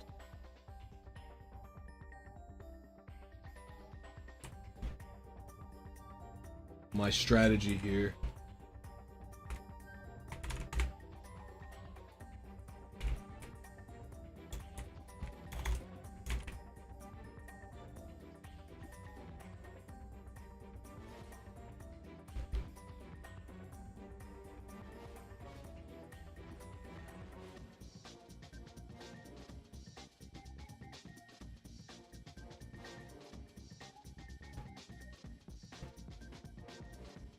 Yeah, I might have seen a Macho Nacho video or something like that. It's been a really long time since I've seen that video or post or whatever it was, because I was vaguely interested in it for a little while, but I never ended up doing it or even trying it or anything like that. Is dual chop chomp good? Dude, I'm a hater of low accuracy moves. Right, if you look at dual chop, isn't it like 80 accuracy or something? 90 accuracy, but it hits twice, so each time can miss. Which is, what's that? That's it's probably like 80 accuracy generally or something like that. It stinks. I don't like this move in general, and the power is only 80. The benefit of dual chop would be that it breaks sash, right? So, and sub, I guess.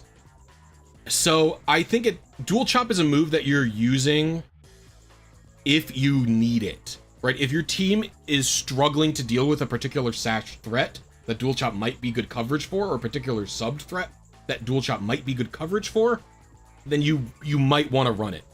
Right? It depends on the utility that your team requires, and in my opinion, you probably almost never put dual chop on your Pokemon right away.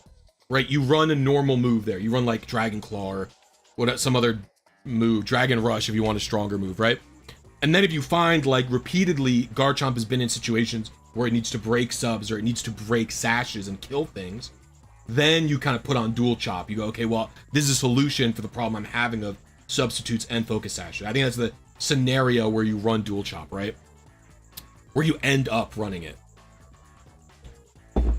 Wouldn't scale shot be better? Maybe scale shot has different trade-offs, right? Scale shot lowers Garchomp's defense, which is a good stat. Does Garchomp even get it currently? I don't even know if it currently has it. It does still get it, okay. I wasn't sure if it got it still. But, like, scale shot might not be, like, it depends on the setting, right? Scale shots, I will tell you this much, scale shot's definitely better in singles, because scale shot is like a setup sweeper move. Garchomp could run like scale shot SD or some stuff like that. if it wants to, and that's like something that you really don't do as much in VGC. I would say, not that I even know how much is being used in VGC right now, and I'm sure there's a world where Scale Shot is good in VGC for it.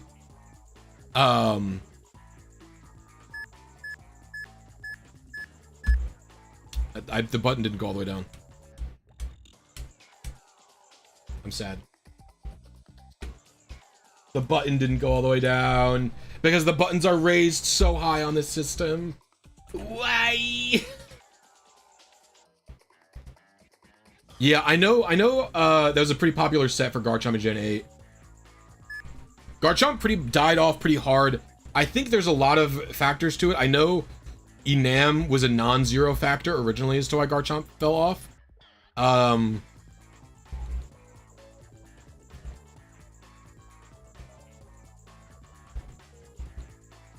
But I think also like the ability for a Pokemon to just instantaneously turn into a fairy type to deny you your Scale Shot is also probably not good.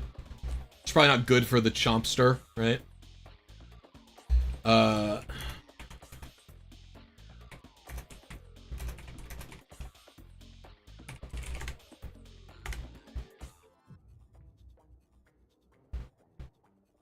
Excalibur was also a significant improvement over Garchomp.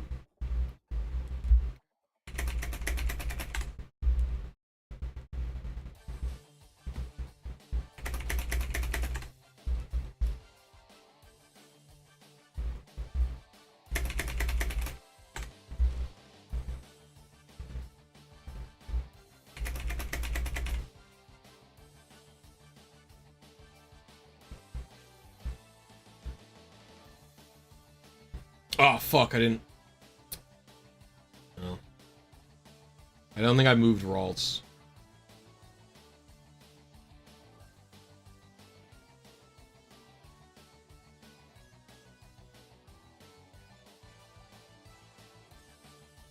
But if I do it, more lag frames will be generated. This could just be a mint angle if I get it without sync.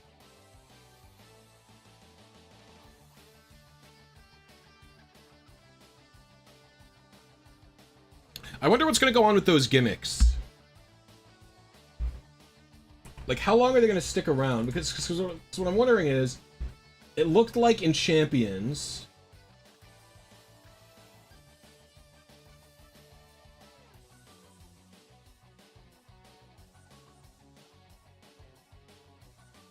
We could go with this one.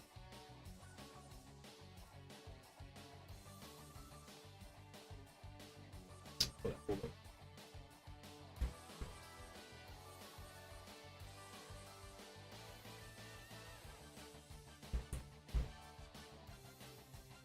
Plus 698, plus... We're gonna do something weird here. We'll see this because this is a bit of a different calibration. Yeah, Dragonite is a Pokemon that you know what was surprising to me was how much multi-scale Dragonite got used in VGC. Because for years, people weren't running multi-scale Dragonite at all.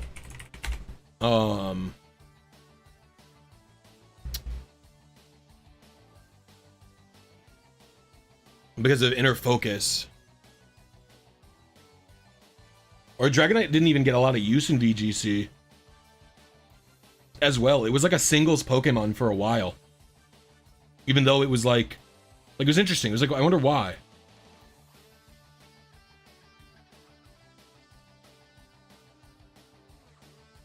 What's up, Rain Man? How you doing? Yeah, but I feel like Fake Out is like decently easy to play around.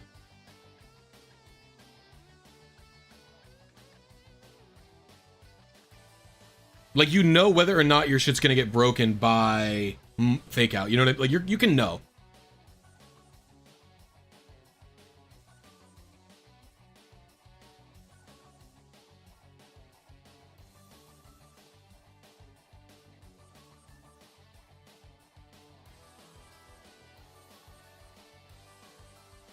Yeah, Chien-Pao's a menace.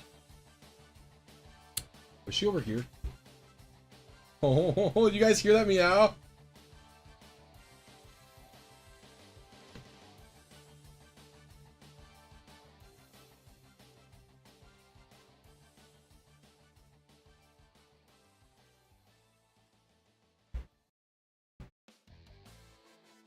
She was over in the corner. She sits behind my monitor over here.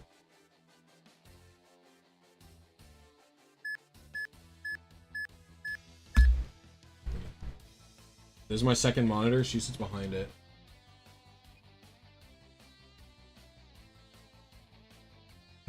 And I reach this way to get to her. She likes to sleep here.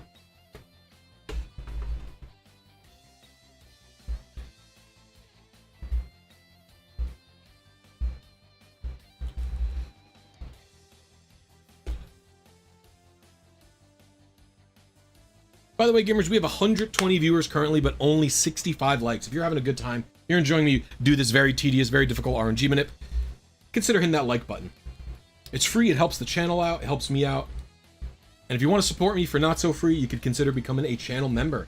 It's only $1.99 a month. It is 1/3 the price of a Twitch sub. And you get access to all my videos early, you get access to behind the scenes content. Right now, you can have access to my Emerald e-reader improvement patch before it releases to the public for beta testing. If you become a member, which has features like fixed initial seed, the ability to mute the music, the ability to disable wild encounters for as long as you want, the ability to check your EVs and IVs on Pokemon.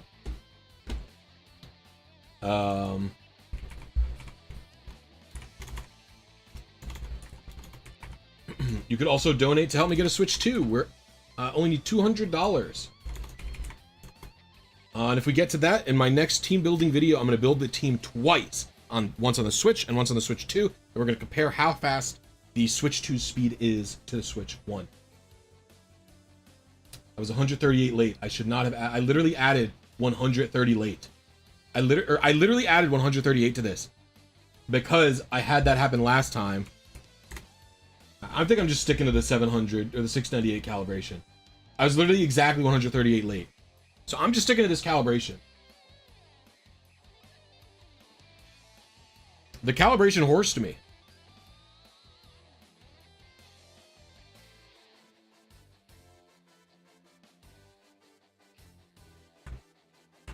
Calibration adjusting horsed me.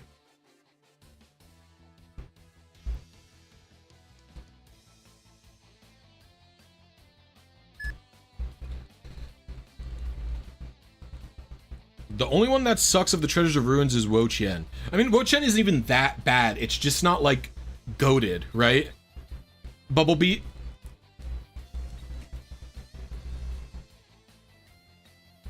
You know what I'm saying?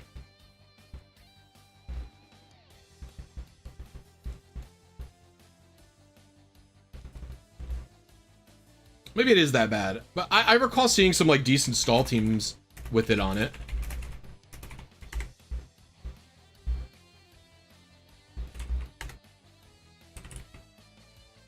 Maybe I'm crazy.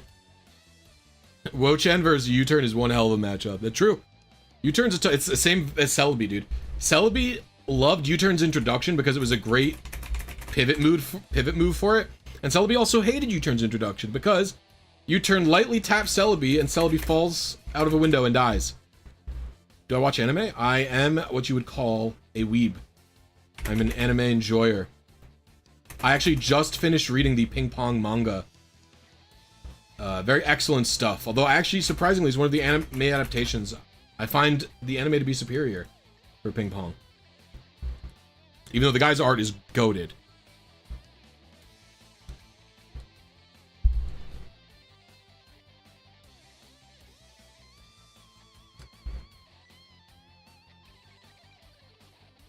Topeka's Original Sin? No idea what that is. Nope. The most recent anime that I watched was Free Ren. It was the most recent anime I used my eyeballs to observe.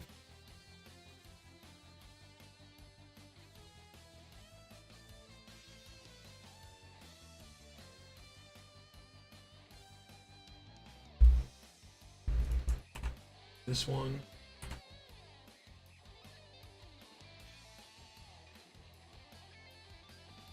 Ooh, that's really late, though.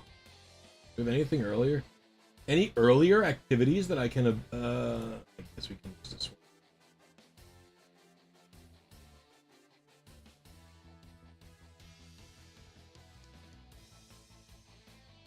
We're gonna have to go with this one. We're gonna go for a singlet.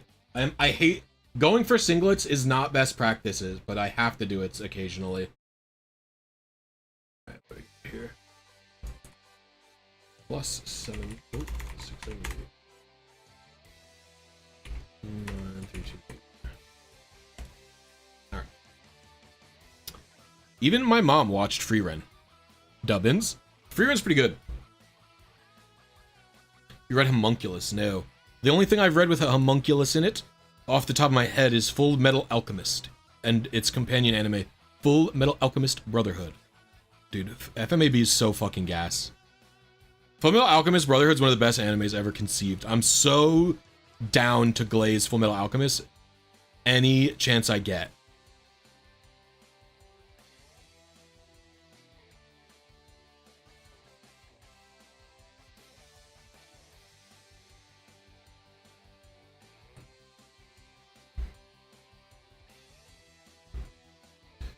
What's up, Mac?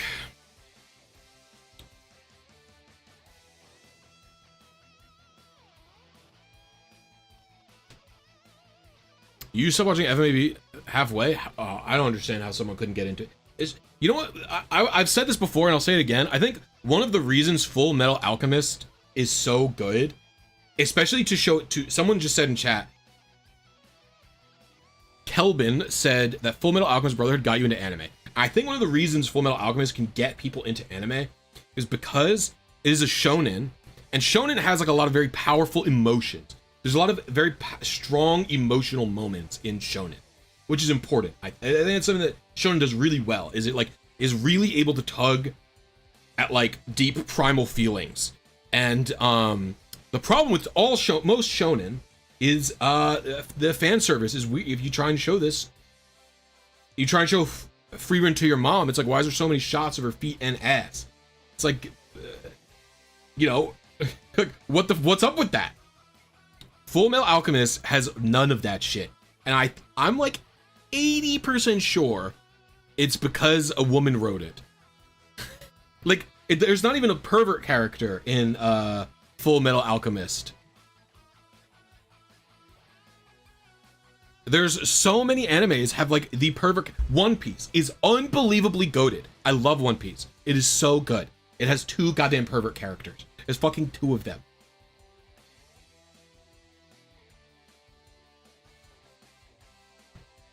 And somehow the guy who always asks for panties is not the worst of the 2.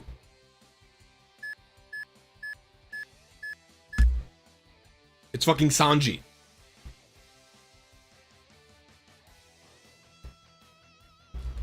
Although I understand the Brooks's joke.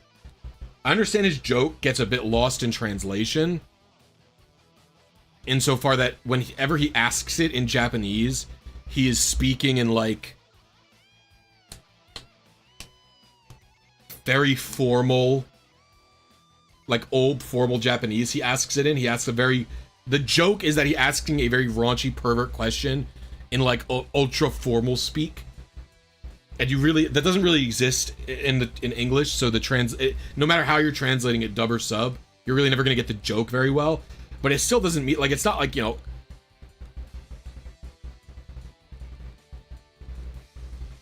it's a very specific to Japanese joke. Like, you can do it a little bit, and like you can see that they try. Like, if you ever watched the dub of One Piece, Ian Sinclair, who voices Brook, whenever Brook says something, it's like, would you mind please showing me, or may I please see? And they're trying to make it a little bit more polite, but obviously there's no hard line between formal and informal in English, so it's loosey-goosey compared to Japanese. Wasn't the mangaka for Demon Slayer a woman? I have no fucking idea about Demon Slayer. Demon Slayer is very okay, mid, I'd call Demon Slayer the definition of a mid anime. It has so many problems, but you can kind of just watch it anyway.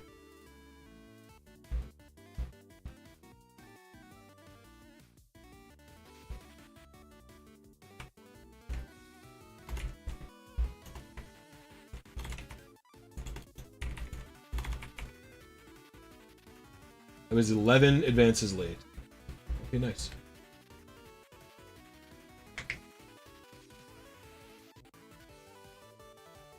Story's mid gets... It's not even that the story is mid. It is a little bit like, eh. There's a lot of good qualities of Demon Slayer. I'm being a little bit harsh to Demon Slayer, but because there are a lot of good qualities to it. Like, I really like Inosuke. He's very funny.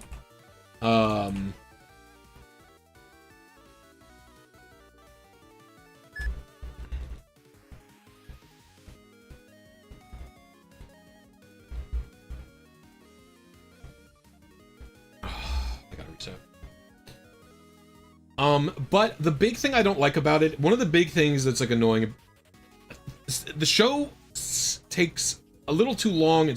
I think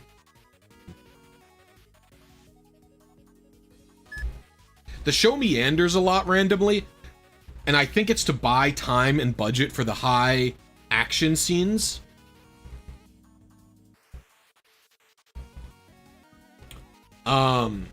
And then another thing I really don't like about it is that every demon, when it dies, you get a flashback of their life.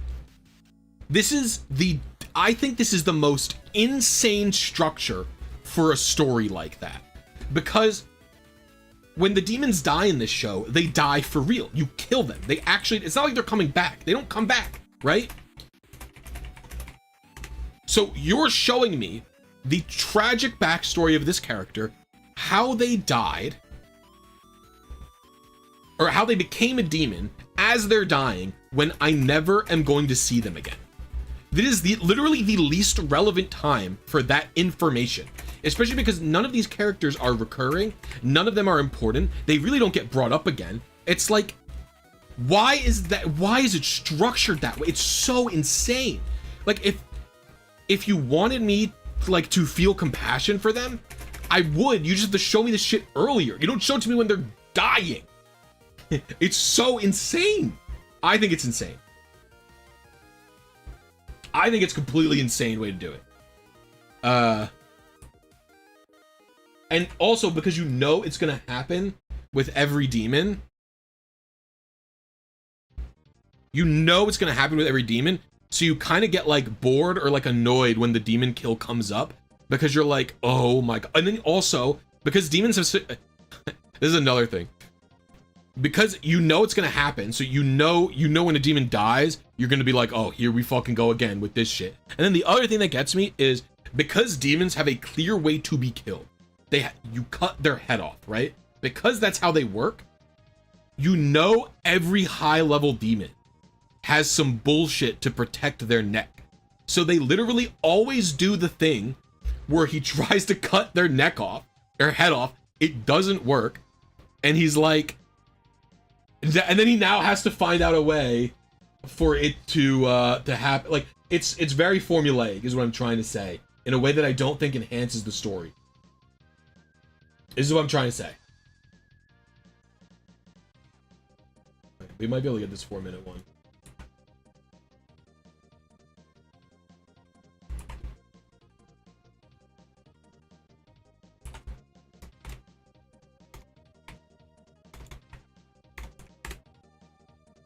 I don't know if this is, I don't know.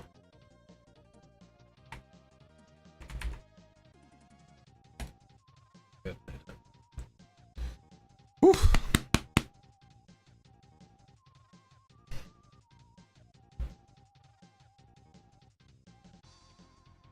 Well, okay, the thing about One Piece is the anime sucks. This is the thing. If One Piece's anime is not good. The manga is what you have to experience if you want to watch. If you want One Piece, you got to read the manga.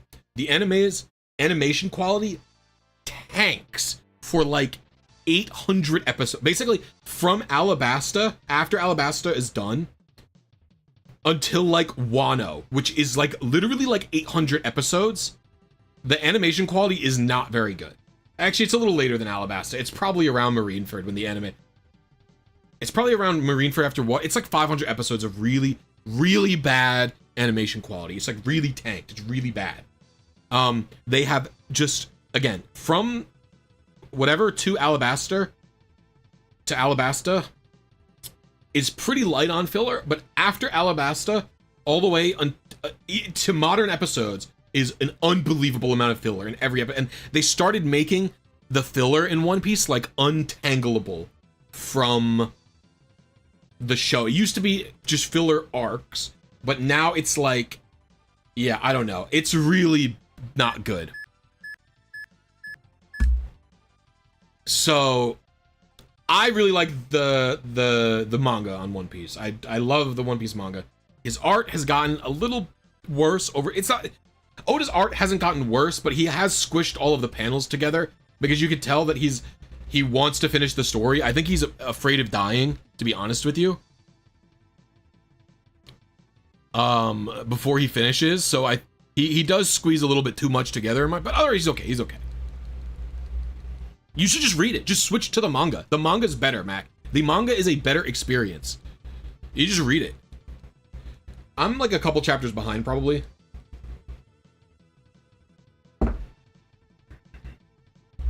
I'll read One Piece like once a month, basically.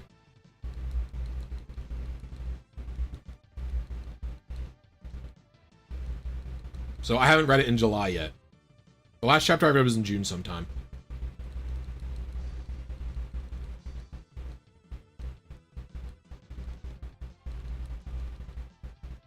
The music's a little low, no? The manga's, you can read the manga really fast. It's all been great. I really liked Egghead Island. I really liked so far what's going on pew. I'm flatlining. What's the Giants Island? I forget the name. I can't remember the name of the Giants Island.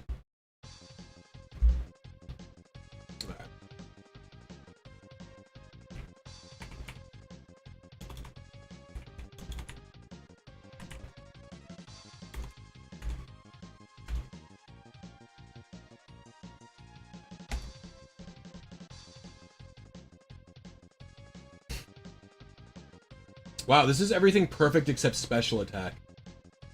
I was 2 frames late. Damn. I won't keep it. LBAF, there we go, thank you. The One Piece anime is bad. I don't care. There are so many people who will tell you that the anime has improved and it's gotten better, and it's like, no. They did a bunch of post-processing to the anime to make each individual episode look better. And yes, the action choreography is a lot better than it used to be. But I do not think either of those things changing is enough to watch the anime still. I think if you want to watch the anime, what you do is you read a manga. And you read the manga for One Piece, and when you see a fight that's cool, if the fight takes place after the Wano arc, you go into YouTube and you type Luffy versus Kaido, and then you watch the clip of the fight, and that way you get to all the good quality of the anime, which is just the action scenes, and you can still read the manga.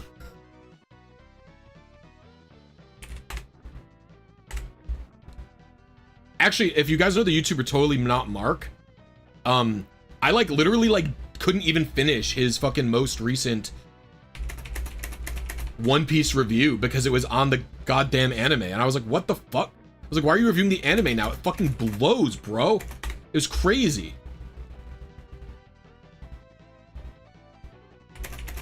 The main problem with the anime has always been the pacing, and the pacing is still dog shit. They didn't fix it, and in fact, they made it worse because now you basically cannot edit the pacing out.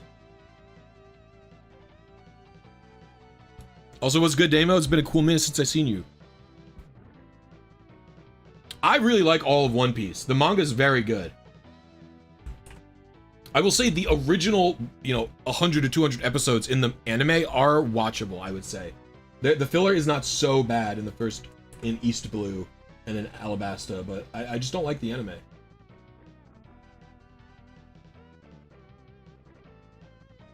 I don't want to go for that one. Too early. I could go for this one, but it's a singlet. We're gonna go for it. Singlet energy. I'm 4th. Plus 690. 6. We're gonna lower it a little bit. 2622. Oh, Skypiea is so bad in the anime that it convinced a generation of One Piece fans that Skypiea is a bad arc. If you watch the One Piece anime and thought to yourself, dude, Skypiea was dog shit, just read it. It's so fucking good in the manga. Skypiea is one of the best arcs in the entire show, and a generation of fans thinks it's bad because of the amount of filler in the goddamn anime. It's insane. It's crazy. Just read the book. It was a book first. It's not even a hard book. It's pictures. It is a picture book. You tell me you can't read a picture book?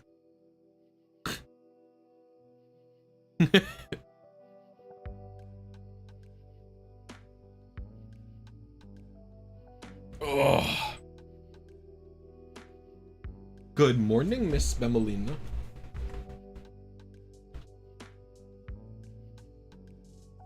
Hi, Mama. Kitten.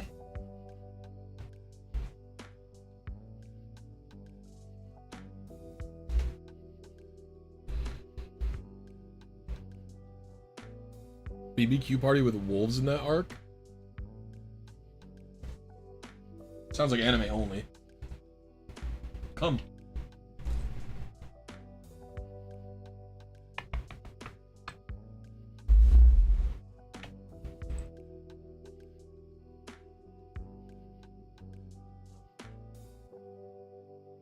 She's still very eepy. Are you eepy, girl? She's purring. You guys can't hear, but she's purring like crazy. I mean, there's ways to read the manga without buying it. You can get the... I believe Shonen Jump just has like a subscription app that just has a lot... It has a lot of the chapters for free, I think. And then you could pay money to just like... You pay like a very low amount of money to read like an infinite amount of manga.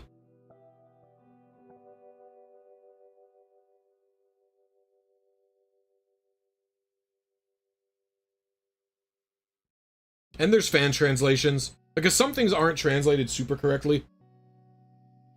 Like, I think it's generally agreed that Alabasta is the wrong name, right? It's Arabasta, I believe, right?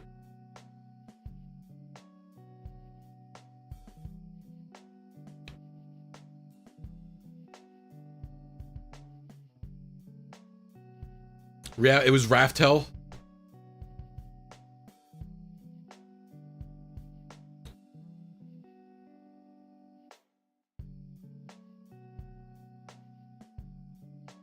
But everyone got that wrong.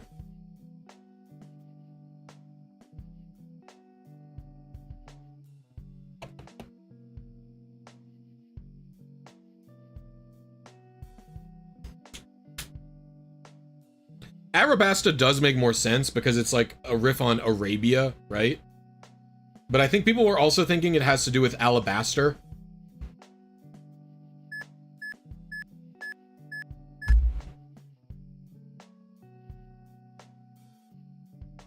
Do you think I got it, Semolina? Do you think that was my target?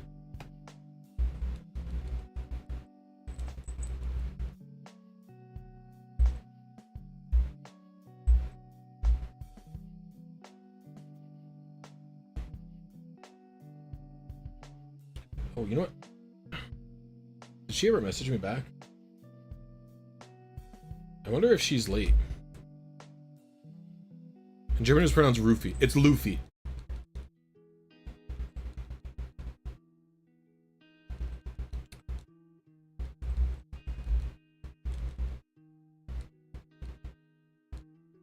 Because I'm doing it on Gen 6 RNG, which is a very, very tedious, bad, inconsistent RNG.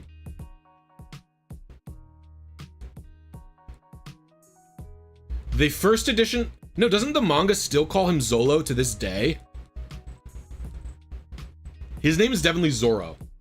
But I think the manga just called him Zolo and then never stopped. I don't know if I have my... I used to have, like, the first... Like, probably like 50 volumes of One Piece. I think I got rid of it.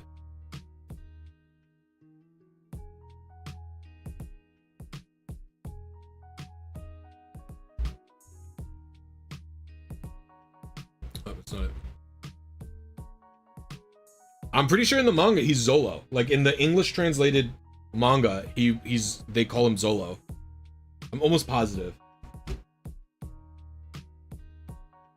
They only called him Zolo at first. I can tell you that.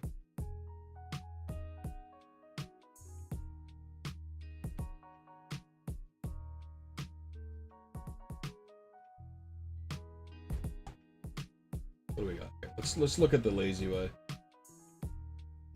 I'm a neutral nature.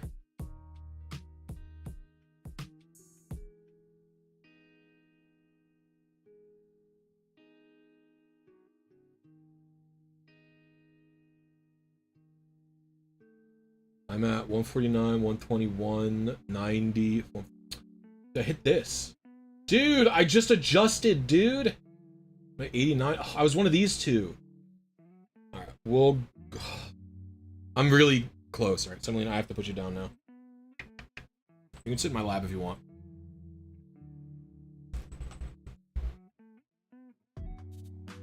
We're like 1 or 2 off again.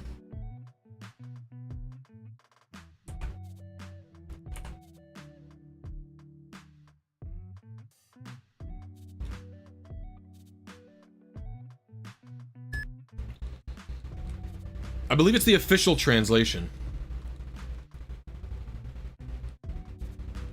One Piece is the fan anime, is it not? Sunraku? I never watched One Piece because they don't have it dubbed. When I watched the anime, I watched the...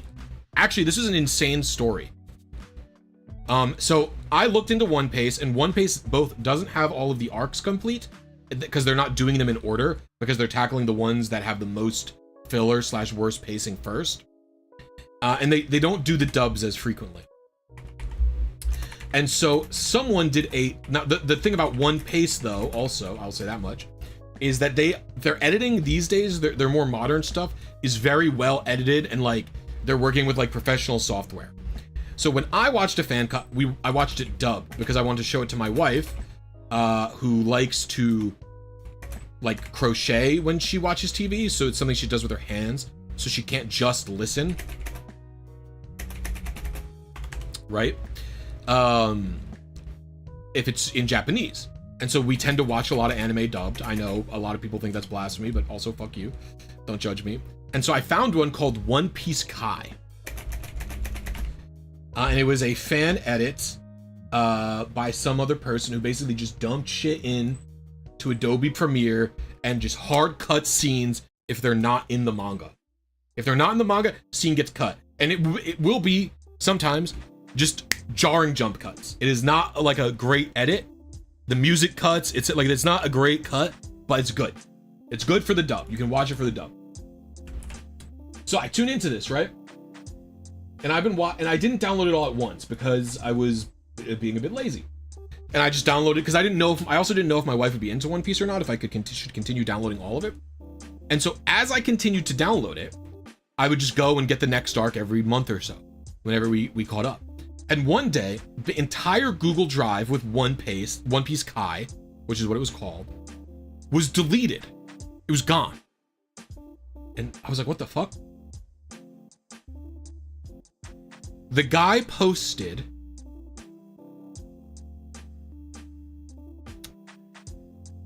I am no longer producing One Piece Kai, and I'm never posting on Reddit again, because Reddit is a godless site that doesn't align with my Christian values.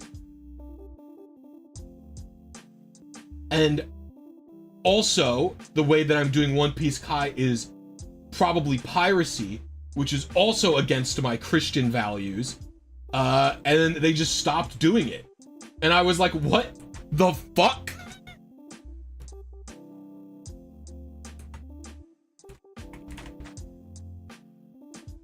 And so he deleted all of the One Piece Kai stuff. And so there was stuff that I didn't have left. And he deleted his Reddit account, and he deleted all the work that he did. It was crazy. I wonder if I could find it.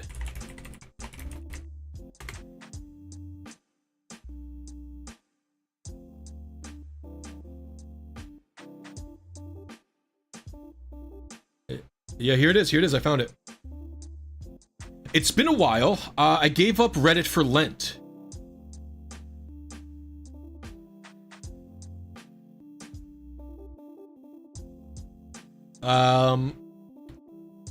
So after they gave up Reddit for Lent, they said, this website, it was a great boon for me. It was a massive boon. This website has done nothing but make me mad. This is all fine. I don't have a problem with someone getting rid of something they think that they're addicting or whatever. They go, the rest of the rest of the One Piece edit is canceled. I'm just deleting it for a number of reasons. One, I acquired the episodes through less than legal means, and my religious convictions make that a problem. Two, the fact that it became the only thing that I was known for rather than any of my other creative endeavors made me feel what I can only imagine Alec Guinness felt as Obi-Wan Kenobi. I'm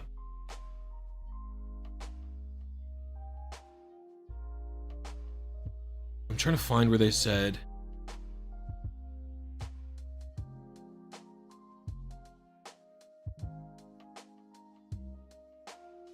Where is it?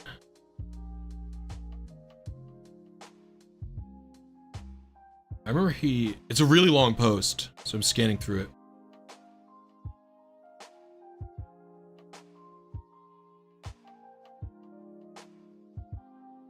Oh, as charitably as I can put it, you are all weirdos. There's too much porn on here. This website sucks.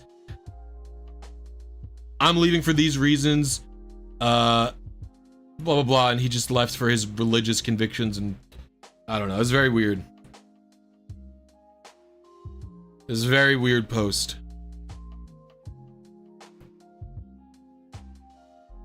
The comments are just people begging him not to... actually, I don't know their pronouns. The comments are just them begging them not to delete it. And they deleted it anyway. And then so some hero in the thing was like, I cloned the whole Google Drive. Here's all of them.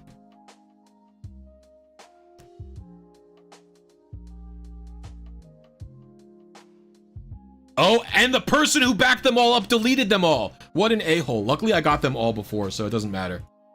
No, there's no way this edit of One Piece got a letter. There's no way. I think this person was just really religious. I really think that's what it was. No, this was Reddit. Very sad.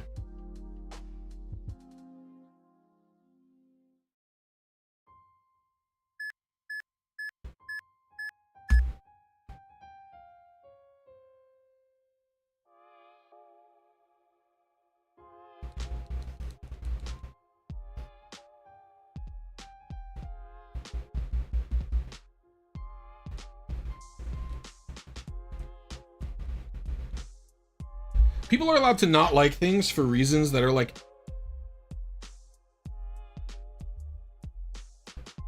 I don't know. Like, it's fun. To me, it's fine you want to give up Reddit, but like, the people only know me for the One Piece edit thing. That's like an ego thing. Like, I don't know. It's all weird. It was all a weird post. I think it's fine if you like think that like there's too much porn on Reddit and you want to get off of it and stuff like that. Yeah, it's fine. It doesn't matter. That part doesn't matter to me that much.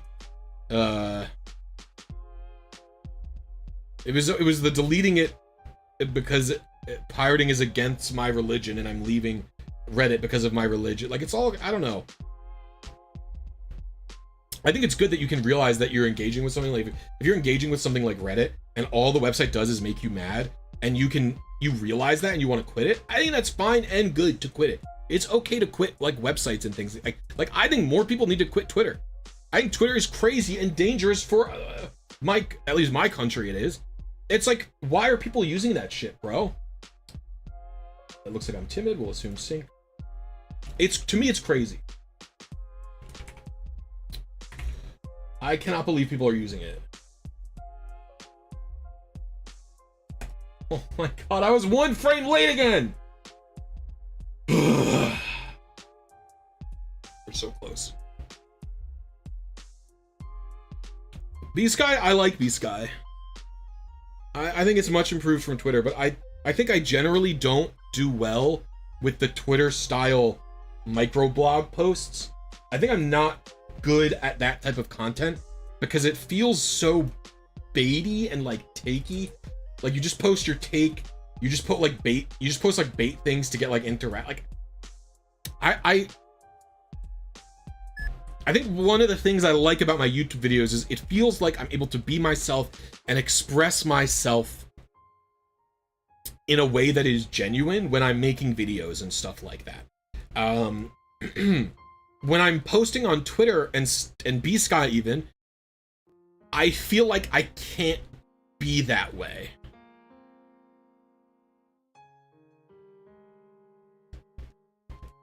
And so I definitely don't like it as much.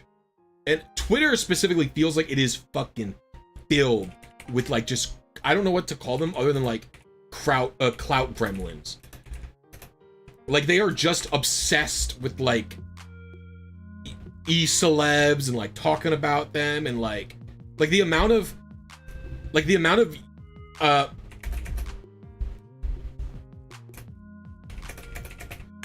you know what the best way to put this is? I saw on Twitter, you know, political commentator Hassan Piker, when Elon Musk started turning against Trump,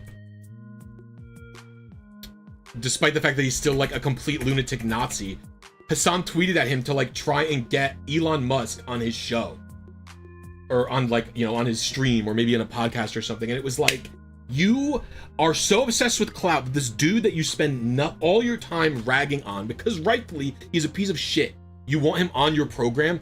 It's like, I don't know, man, like have some, you're just like people like that, and like there's so many people like that, dude. It's so cringe. It is like, it's truly I can't stand it. I think you should have some fucking you know, stand behind what you're fucking talking about. To me it's cringe. I can't stand it. So stuff like that, dude. There's just a lot of them this time.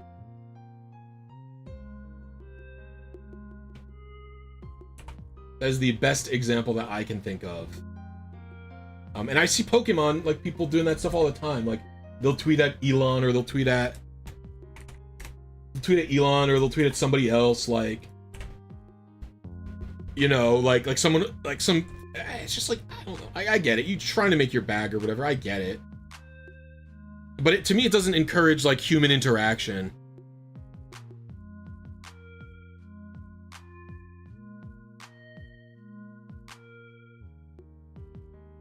Oh, I do not like Hassan Piker. I think the guy's a fucking lunatic and a hypocrite. You'll not find me saying anything nice about him, but I don't want to provoke the wrath.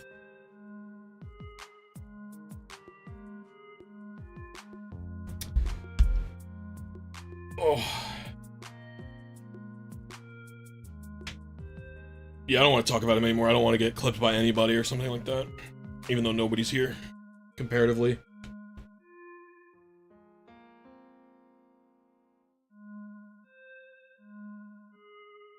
Swap songs.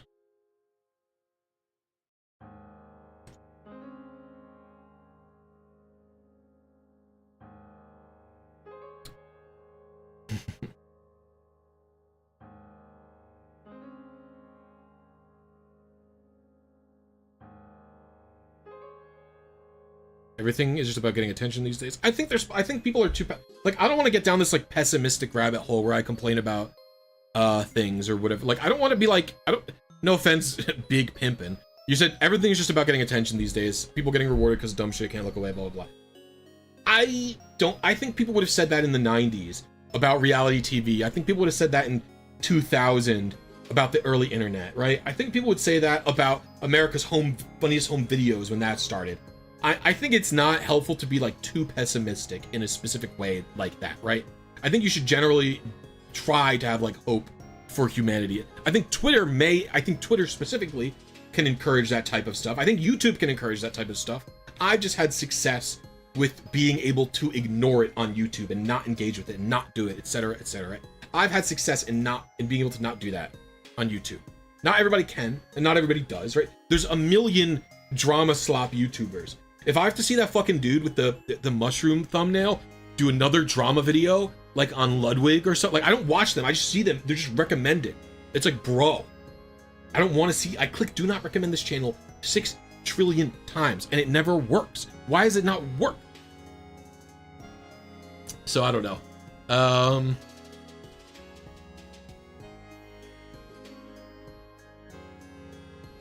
Yeah, he is finished. He's done. It's like there was a lot of drama slop, but it's like you know, you can get rid of it. And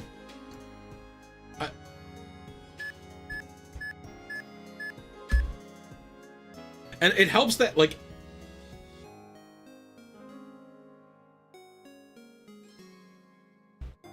I also think part of the problem... Oh, I didn't bring my synchronizer out. Fudge.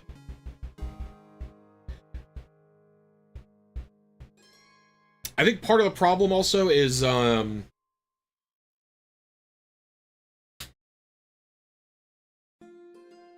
of the reasons, I left...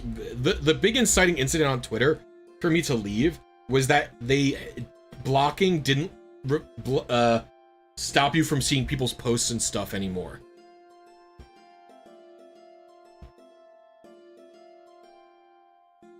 And I was using the block button as a way to just curate my experience on Twitter. I just block everybody. You see a post from somebody who doesn't like you, you just block them. I remember the Stunfisk Twitter account, the person who runs it, had an insane crash out over me blocking them. It was really funny. It was like completely unhinged. It was very like, the experience was wild.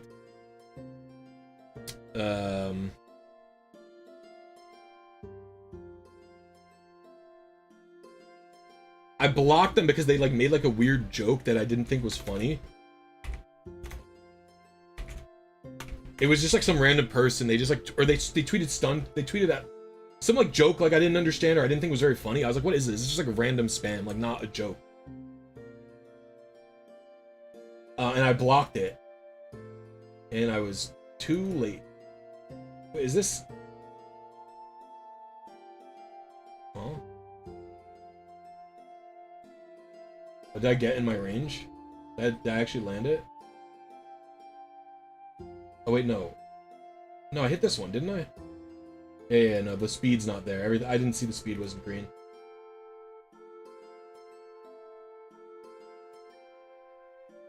That stinks. I was so close. I was 1 frame late, goddammit. Again.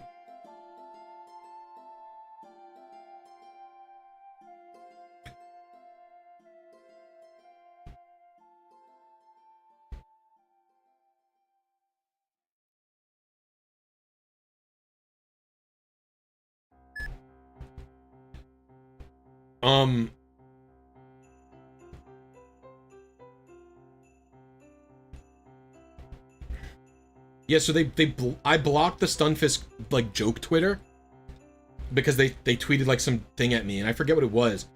And then some person responded to me saying like, you know, I get you wanting to... Wait, what am I doing?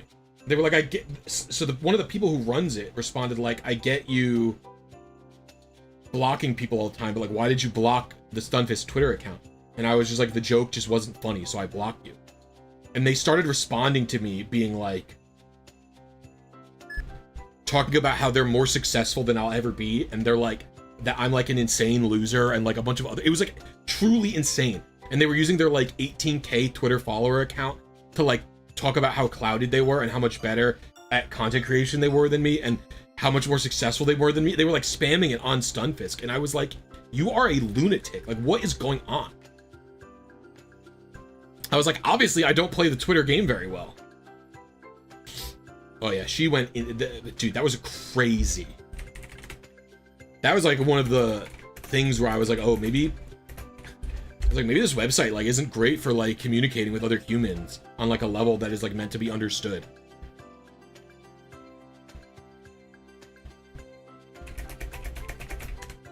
I mean, this website is like not, this website is not meant for me, man. I like forums.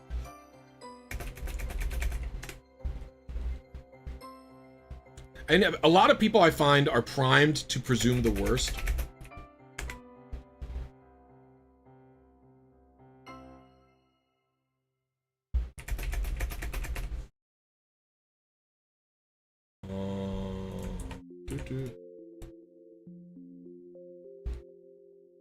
I never said I wasn't a loser. That's the truth. Yeah, the problem is everything is turned into like a big generalized thing rather than specific. Like forums used to be cool because it was like if you wanted to learn stuff about Pokemon, you would go to Pokemon forums. And then all you would do is you would spend your time there if you wanted to learn about Pokemon. And then if you wanted to talk about another game that you liked, you go to a forum about that game. Right? What ended up happening is Twitter and Reddit ended up being a place where you can follow everyone about anything. And then if you want to learn about Pokemon, you only follow, you'll follow people who talk about Pokemon on Twitter rather than this other, you know what I mean? So that's what it's become, I would say, which I don't love, that's like the strategy or whatever. We'll go with this one. It's a singlet, so yeah, I don't love that that's like what happened.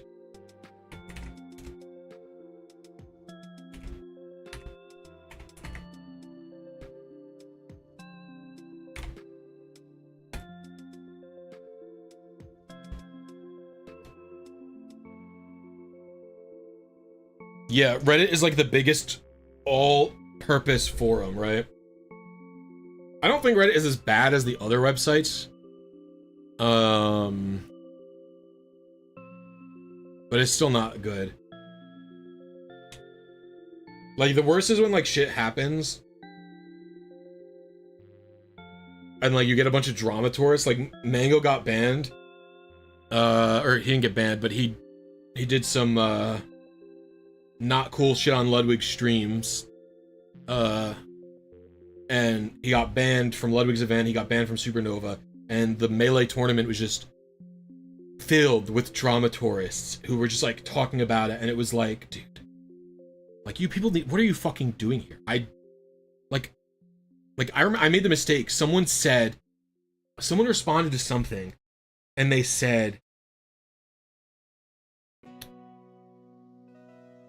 something like, it was just a drama tourist, and they said something like, the worst thing that's gonna be happening to Mango is that he's not gonna be able to play a children's video game for a few months. Is that so bad? And I like responded because it's like, I'm not trying to defend what Mango did, but it's like, no, he lost his sponsorship. He's going to be banned from tournaments, which is his income stream. He got banned from Twitch for 7 days, and he's likely not going to stream longer because of this. Like, you can be honest that what happened to him, his consequences are going to be big. They are big consequences for him because of what he did. You don't need to minimize the consequences when someone does something wrong because they were being a bad person. Like, you don't need to minimize the consequences.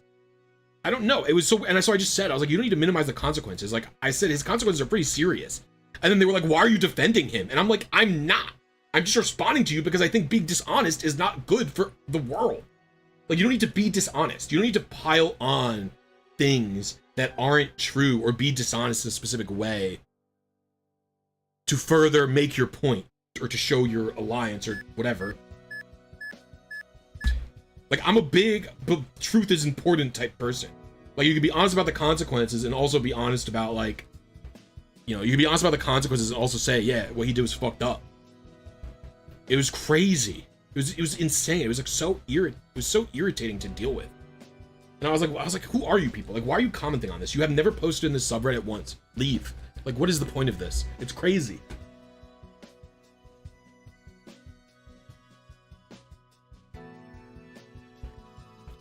I don't know. See, now I'm just getting angry for no reason.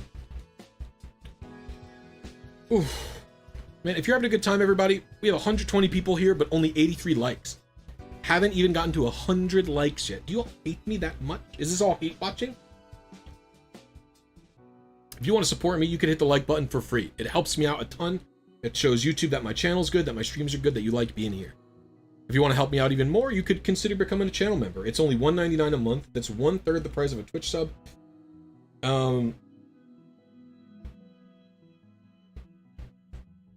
And, or you could also, you know, if you don't want to do monthly, you could consider donating to my switch2 fund. We're only $200 away from being able to afford a switch2. And if we get a switch2 before the end of July, I will put all of that money toward, I'll get the switch2 to make a video about how it affects team building. So to see how much faster team building is in Scarlet and Violet because of the patch versus not, and see if that's another pay-to-win aspect of the games. Okay, so let's do plus minus 100, ignore filters.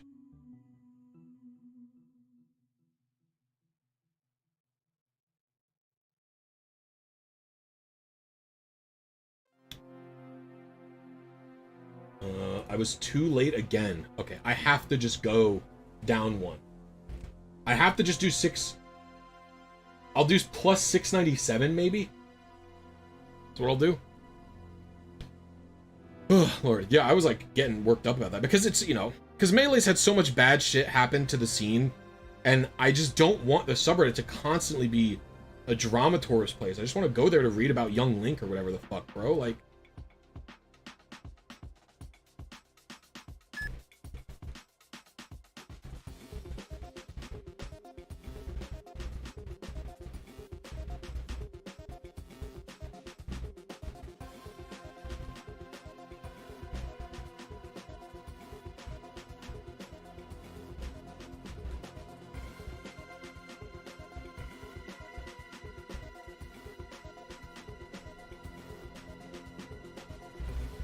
I don't have the synchronizer at the front of my party from the get-go, because synchronize would affect what the Aerodactyl is here. And the IV calc here doesn't have any calibration for synchronize forcing the nature to be different than what it should be. It's my playlist, just, I think it's called Stream Music. It's public on my YouTube channel. If you go to my channel and you click playlist, you should just be able to see Stream Music playlist.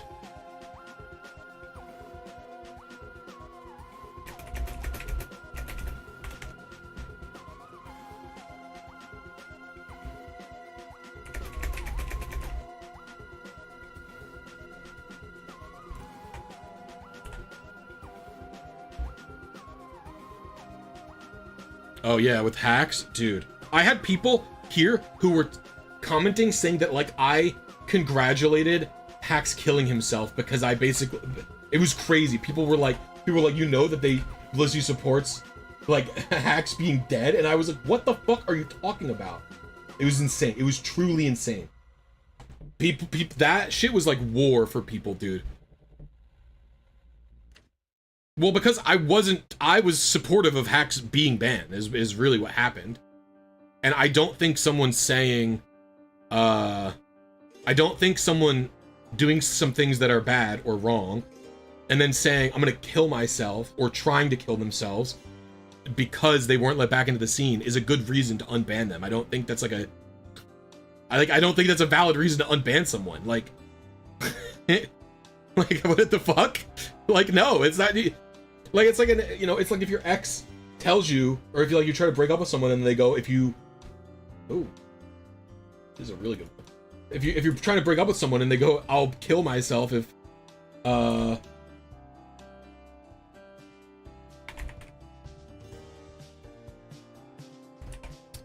you break up with me. It's like, that's not... You can still break up with them. It's fine to do that. You should still do it. Like, you're not responsible.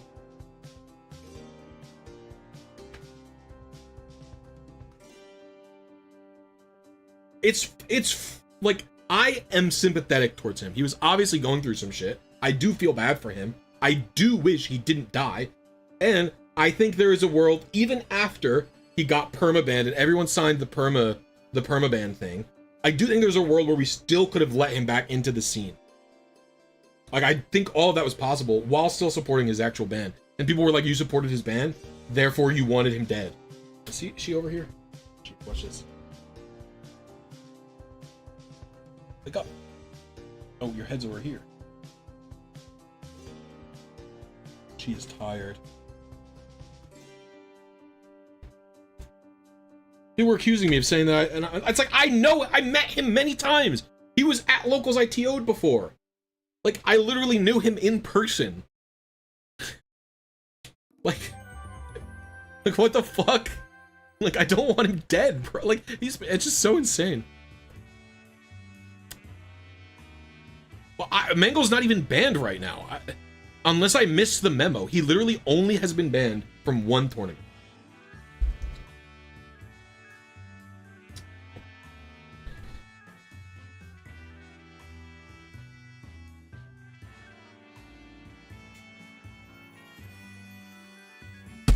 I think he's going to self-ban himself for the rest of the year. IBDW said he's boycotting tournaments that don't ban Mango, so that kind of de facto bans Mango for a while. Yeah, he, it's so embarrassing to even talk about what happened. Yeah, he got super duper drunk on Ludwig's Burio Kart stream. And I think he took his shirt off and then he did like a humping motion around like every person. It made a bunch of women uncomfortable.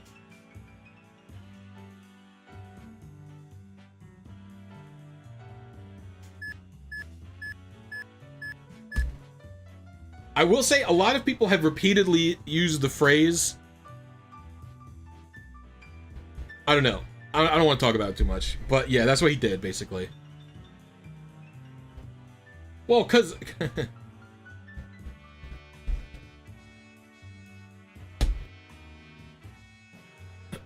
kind of behavior... Kind of...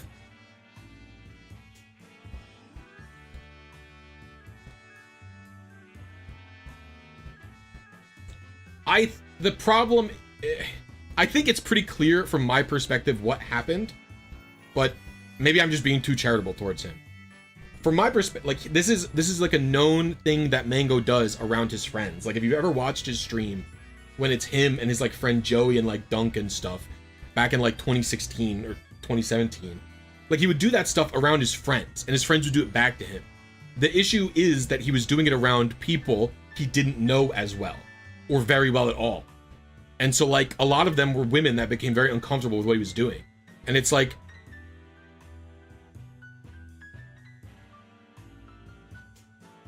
you can do that type of stuff if the people you know are comfortable with it.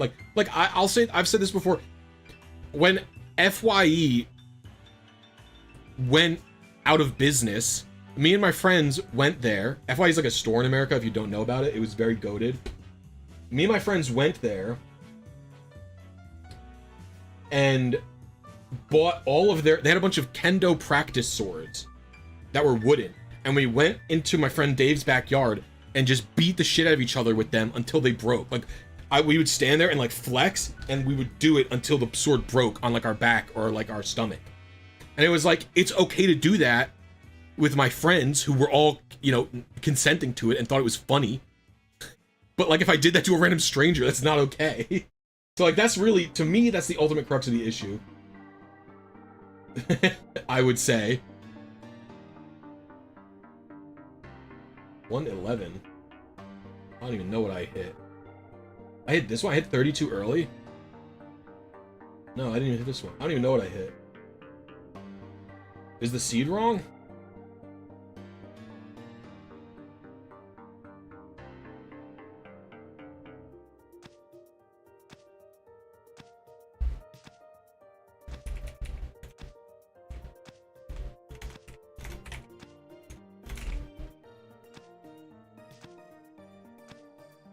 I was 166 early. This is just like a random lag spike or something. I don't really know. I don't know why this happens. Yeah. He like got behind them and like, yeah, it was just doing like sexual See, this is like the stuff that like I get nervous about, because like what I do want to say is like, he didn't only do it to women, but the problem was that he did it to some women who were then uncomfortable by it.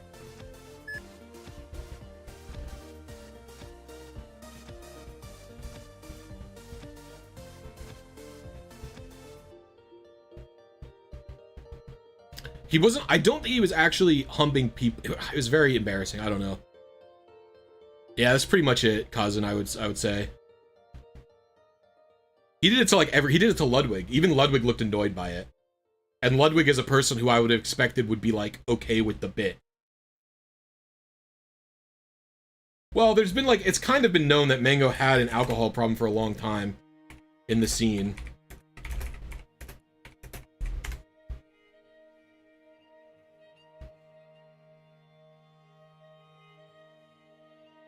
The thing is, it's hard to describe the clips. You should just watch the clips. It's very cringe and like uncomfortable to watch the clips. Like you watch it and you're like, like, I don't know. That's like not okay, bro. Like,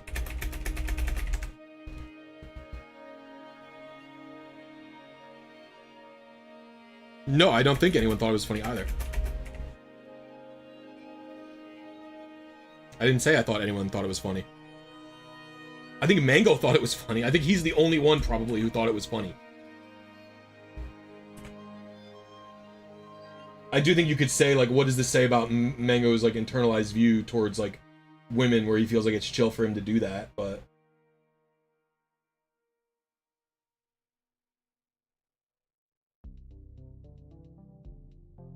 Well, I guess I'll go for a singlet. Sad business. Plus 2, 6.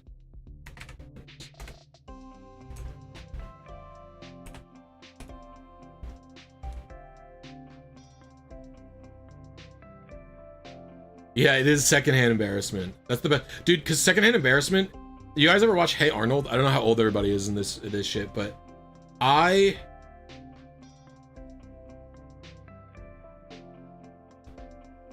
used to not be.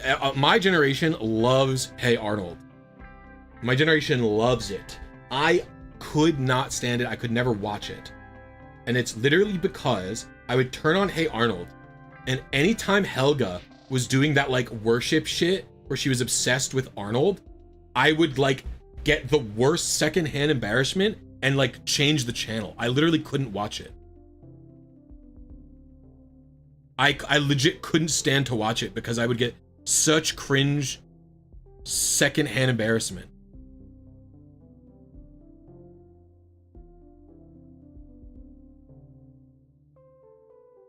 This is a replay.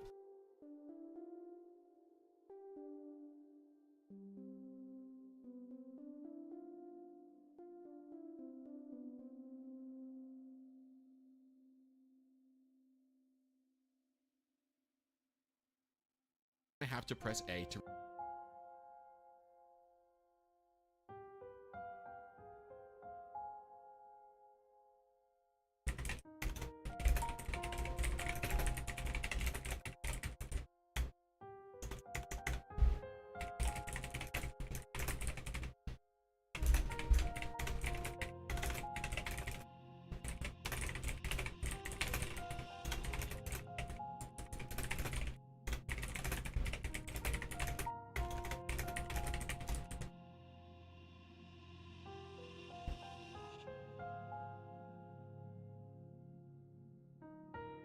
I lost my stream dashboard somehow.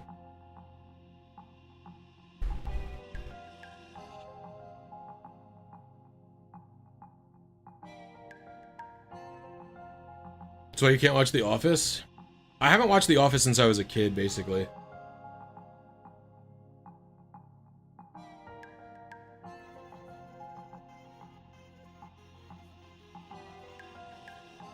You could RNG in Xerneas, yeah.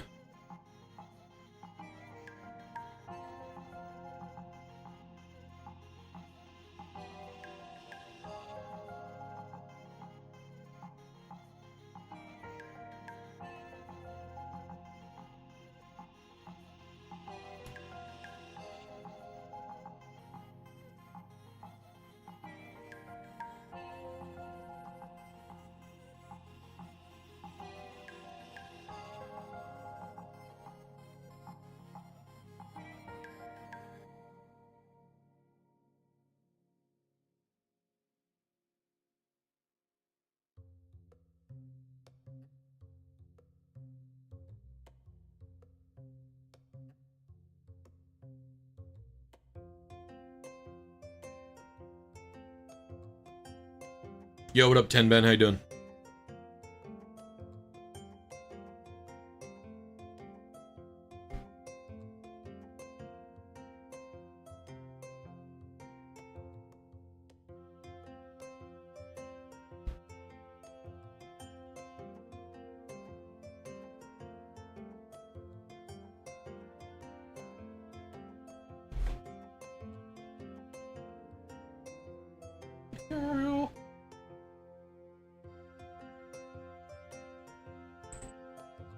Hi, kitty girl.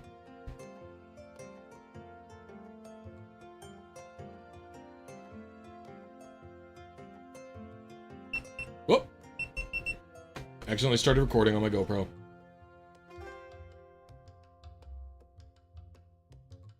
I really hope that there is RNG manipulants. Well, the thing is, I don't even know how the Switch 2 is going to be data mined. Or anything like that. Most people think it's not going to be easily hackable. Well, I just want to let you know I appreciate you, Maggie. Magi.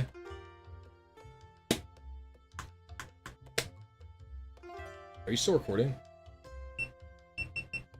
Stop it. I appreciate your viewership. Took a very long time. If Legend ZA looks like it's built on top of Scarlet and Violet, so I would probably expect no RNG manips, but who the heck knows? To me, the engine looked very, very similar. Just visually, I don't know.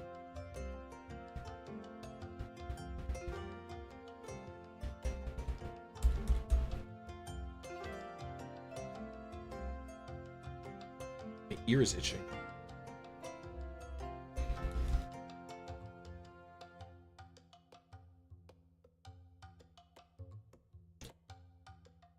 Oh, thank you, Rudy. Appreciate you.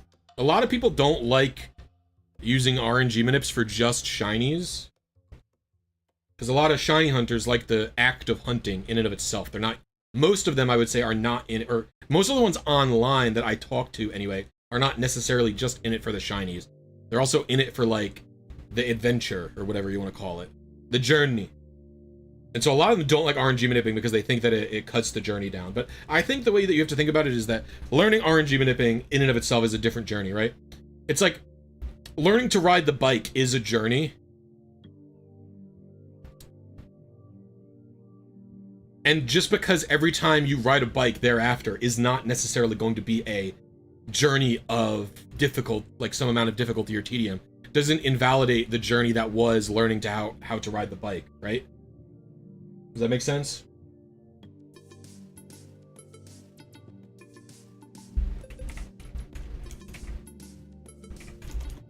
That being said, if your favorite thing is the journey, taking a long time, or being surprised, a lot of full odds hunters say like they like being surprised. I don't know how I was that early.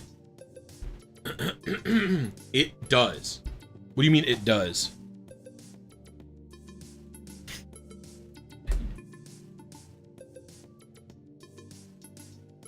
I think you're just wrong.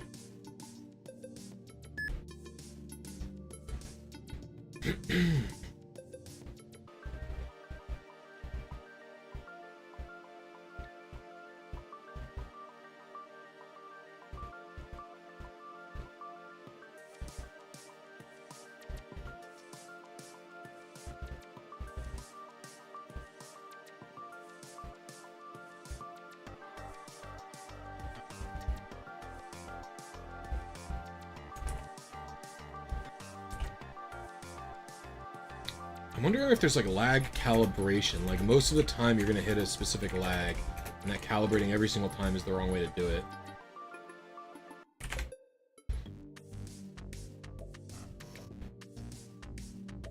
Oh, it doesn't make sense, I mean. Well, no, I mean, there are people who like, because I think when you look at full odds hunting, I think one of the big things they like, I don't necessarily think that they value odds like they say they do. A lot of full odds hunters talk about that they like the odds, but I don't necessarily think that's true, because I think there are method hunts that are probably on average going to take longer than certain full odds hunts just because of the nature of them. Like, I think a Dynamax adventure hunt for a specific mon at the end could take a very long time to do, but it's 1 in 512. Like, I think what you value is the surprise factor of when the thing shows up feeling actually surprising to you. And feeling like, you know, there was a time investment. I think that's like a main thing that they actually appreciate. Because there are hunters who won't do There are hunters who like won't do horde hunts because it's too fast for them.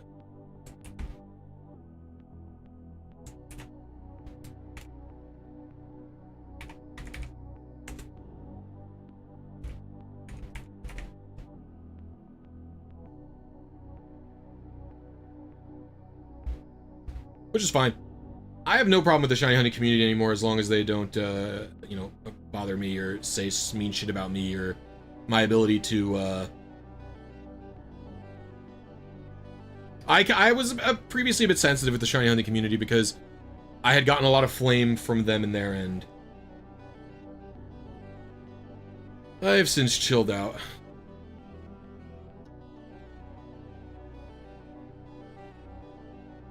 And most of them have, like, I really like, I mean, and I always liked shiny hunting content people. Like, I was a huge fan of, Supreme Arcanines. When he posted, I mean, I tune into his streams now and then. But he doesn't really post that many videos anymore, I don't think. I haven't seen him post a video in a while. Yeah, it's been 8 months since he posted a video. So I used to really like his videos. Well, I still do like his videos, he just doesn't post them anymore. I don't know, whatever, man, he fucking knows I like him. I'm not trying to tiptoe, I want it to be clear that I still like him, it's just he doesn't upload anymore, so it's me. I'm talking about the fact that he doesn't upload that much when I say I used to like his videos, not that he doesn't make good videos anymore. And so it's like, I've always been a fan of his, I've always been a fan of Absolvlog's Pokemon. I actually found out that recently. Sonic's blocked me because of, someone told me why recently.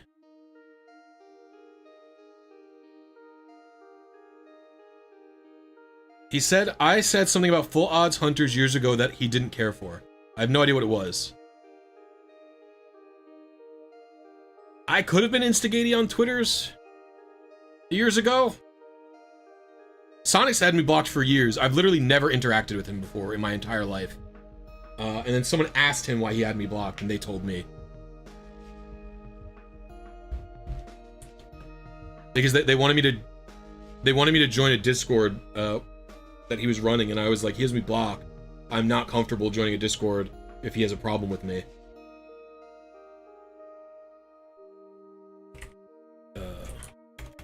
And then I asked him, and I was like, just get confirmation that he like isn't gonna be like, you know, angry about me or whatever.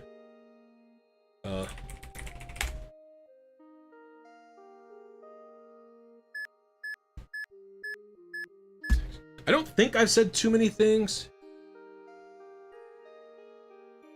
I don't know. I could have. I deleted all my old tweets anyway, so I don't even know.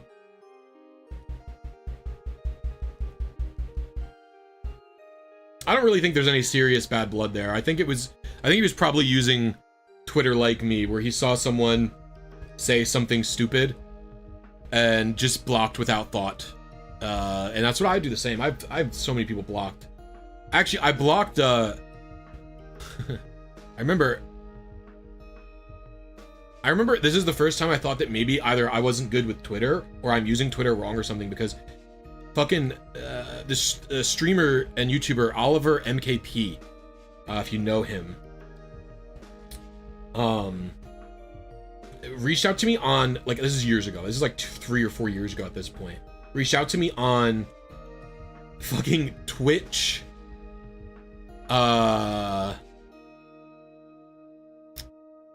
Twitch DMs and was like, hey Blisy, I really like your work. You have me blocked on Twitter. Like, did I do something that was offensive to you? Like, and the truth is, I don't even know why I had him blocked. I blocked so many people for just saying one thing that I didn't like.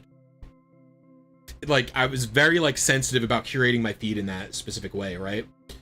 And I didn't even know why I had him blocked. I really didn't even know who he was, to be honest with you. Like, he reached out and said I had him blocked, and I was like, I don't even know who the fuck this guy is. And so I unblocked him, and I was like, yeah, I'll unblock you. I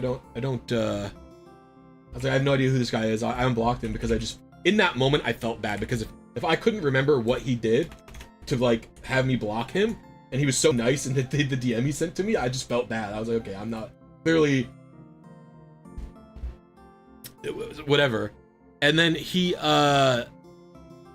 So, I don't know. I've been to his streams many times since.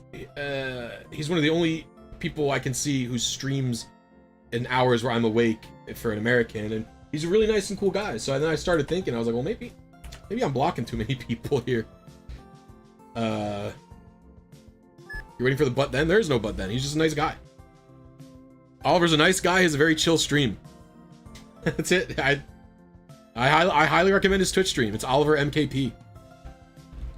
He has YouTube videos, but I don't watch them very much. No offense meant. I haven't watched them too much. I'm going for 5IV, just your normal animator. What's going on, animator? How you doing?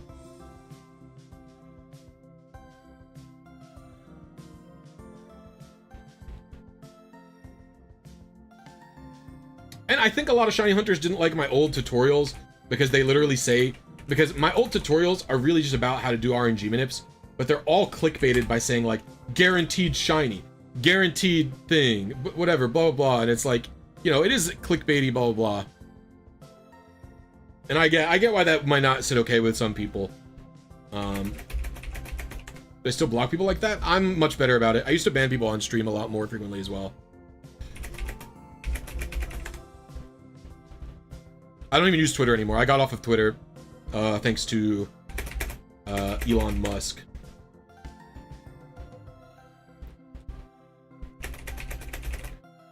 Elon Musk, Twitter, and like, you know, two things have happened to me recently. Twitter, because of the Twitter bots, I got off Twitter because of him, and Twitter is like infested with, sometimes I'll go on to Twitter and I don't post, I'll just look at it, and you look in the replies, and the replies are just like,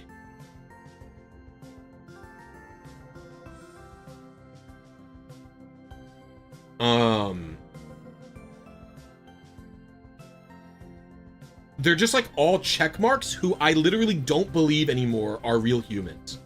Do you know what I mean? Like, I just think they're bots, or like they're like the Russian government paid to like interfere with America. I literally like it. I look at the replies in the Twitter and I'm just like, oh, those are not real humans. Like, they're fake. They're either instigating on purpose for some reason, or yeah, like I think that they're either instigating on purpose for some reason, or that they are literally a bot. It's one of the two. And that, and also AI, like, I was on forget what it was. I was like on something.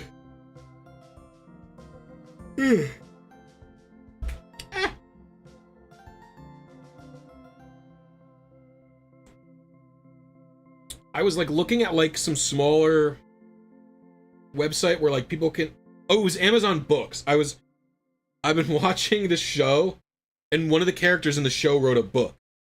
Or not character, one of the people in the show wrote a book. It's like a reality type show. And I went into the book section, and the book was in, my hair is bothering me. The book was in the category of, on Amazon, it was number 34 best-selling in rural life humor, right? That's the category on Amazon. Amazon just has made-up book categories. They're all just fucking fake. And I click the category. I'm like, what is rural life humor as a category? What is this, right? What's going on here? So I click the category and I go to it, and in it is a bunch of like romance books. There's like 10 by the same person. And my first thought was, these have to be AI. That was my first thought. And that thought that I had upset me. And I was like, oh my God, I see posts on Twitter. I don't think that they're real people. I see art made by a person. My first assumption is, this person's not real. So I don't like where that has gone, you know? Holy cow, I've been streaming for 3 hours? I streamed a little longer than I wanted to.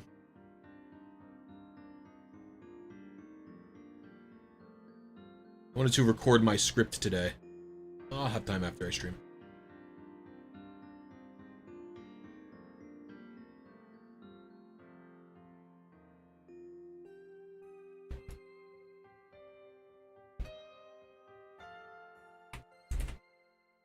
What's up, Fire Gozla? Yeah, he's broken a lot of people's brain. I hate it, yeah. Why does Hope... Oh no, I'm not following Hope Flagon on... Wait, is this different than Hope Flagon? I thought this was Hope Flagon.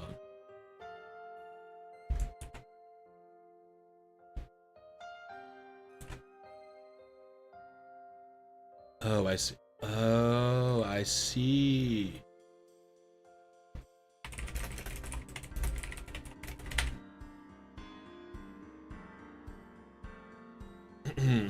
Well, the problem is AI, as it currently is, can't solve the world's issues. They're like glorified chatbots, are they not?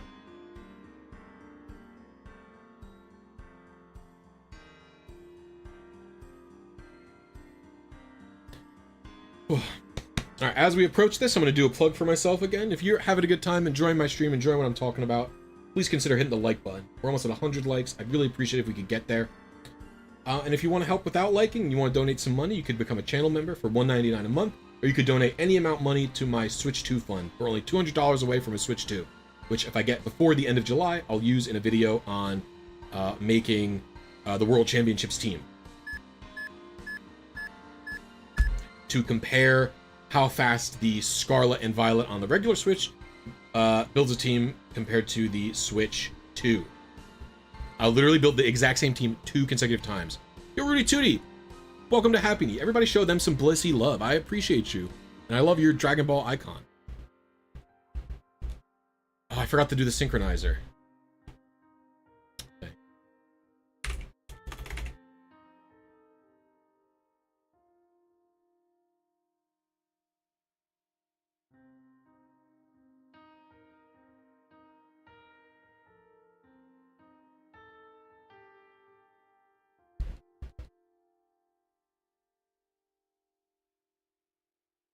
Oh, I appreciate you, Undivided Coffee. Yeah, I'm gonna be streaming every day this week. I don't know what I'm gonna be. Might go. Everybody send some Blisy love to Undivided Coffee as well. What is your picture? Oh, it's Togepi eating a snack. I am desperately trying to find someone to let me build their World Championship team. If I find nobody, I will recreate the World Championship team.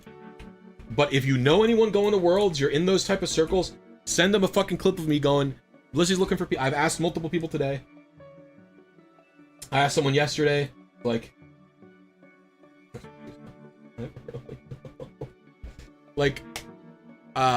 if you know people going to Worlds, you're in circles where people are going to Worlds, say Blissy's looking to make a team. I do it for free. You do not pay me. You just have to let me make a video about your team. That is the only thing that I require, is that I can make a video about it.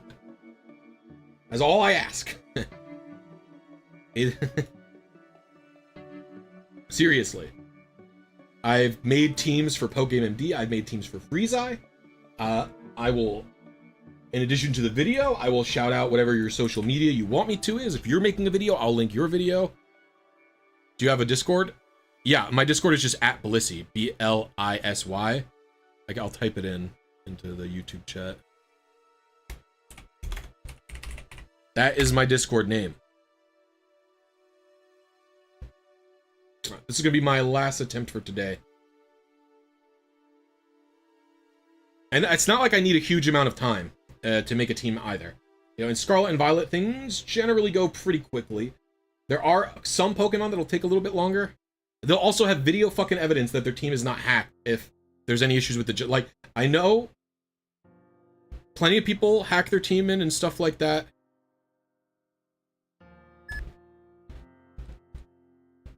Listen, if you just send someone to me to have a conversation, I would appreciate it, Ian. So just genuinely. Literally, if someone's just willing to talk to me about the process, like what I do, like, people don't really have to lock in their team that, especially, like, in my, I told this with Pokegame. I told this to Pokegame. There's very few Pokemon who take a really long time or an extended period of time to get, right? Pokemon like Calyrex with a specific, like, speed stat, or with a 0 attack stat, might take a while.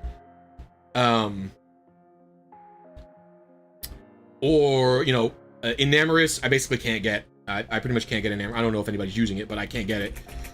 And Ursaluna Blood Moon also takes a very long time. But I do have a 0 speed, 0 attack Ursaluna Blood Moon if anyone's using it for some reason.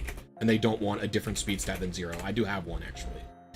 But other than that, there's really not a lot of time. It won't take too long, basically. To get a team. And especially, in my experience with these people who've been building their teams like AIM and like Freezeye and Bugsy, they tend to lock in their Pokemon earlier, but they don't necessarily have the spreads and moves they want. The thing that takes the longest is getting the actual Pokemon. I can literally wait until the fucking day before you need the Pokemon to do their EVs and moves and stuff, right? That does not take a very long time. And even the species, assuming it's like mostly normal shit, it won't take that long. So yeah, if even someone comes to me with a conversation and is like, hey, what's it like? How last minute are you expecting a Pokemon? How last minute can I get you that Pokemon? Right, stuff like that is a conversation I'm happy to have with people. They don't need to come to me knowing, they don't need to come to me going, I'm definitely gonna work with you, anything like that. They just need to come to me and be like, here's what it's like. We can talk about it. We can talk about what last minute we talk. I've never leaked to anybody. I would never leak anything to anybody. This opportunity is very important for me. So you can ask Freezeye, you can ask Bugsy. Their shit didn't get leaked. Nobody even knew I was making either of their teams, and I streamed them. So like I'm pretty careful about that type of stuff, right? It's very important to me. It's a very good opportunity for me. To be able to do it. And so I'm very careful. I would never do anything, even if I don't know the person at all. You know, so, yeah. And I know a lot of people...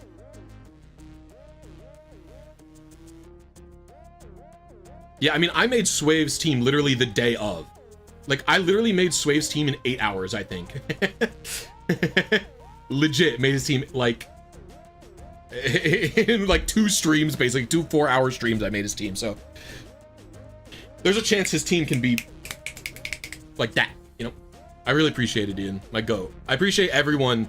I asked multiple people today to get me into contact because I poked around on Twitter and I must not be in the right circle, and I don't like going on Twitter, and I poked around in the right circles and I was like very nervous about it. I'm like is really no one interested in this? Like, I guarantee there will be no hack checks on your Pokemon. You have fucking literal video evidence of your Pokemon being legal.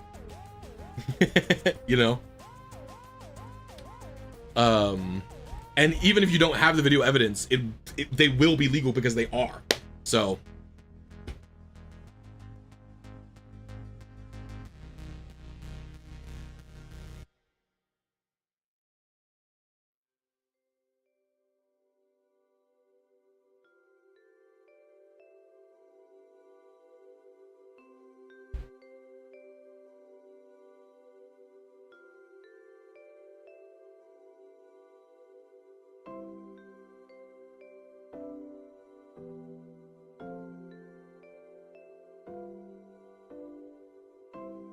Pokemon Swave's team were the fastest I ever made a team for. Freezeye locked in his Pokemon like 2 weeks before the event, but the spreads changed very frequently. Bugsy, I don't remember how long I had Bugsy's team. I was working with a couple of variations. Because, like, the thing is, like, let's say someone, like... thank you, Abuz, appreciate you. I didn't see you either. I didn't even see you say that. I really appreciate you. Like, Bugsy's team, they showed me, their team that had like a Moltres and like 2 other Pokemon on it. And I got Pokemon that they ended up not using. Like, I don't mind getting Pokemon early. It's just more to show in the video.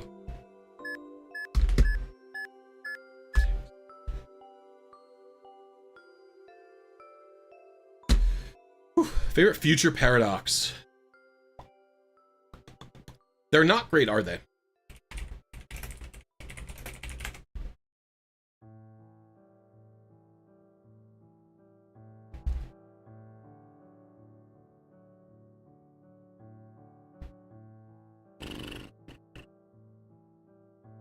Gosh. These are some boring Pokemon to have to pick a favorite from. If I'm forced to choose, I like Iron Hands the most, I think. Their designs are so similar to their base forms that they're like not as an interesting of a rip as the past Paradoxes. You know what's really funny is the Bulbapedia considers Roaring Moon a version of Mega Salamence, not Salamence, which I think is insane. Oof.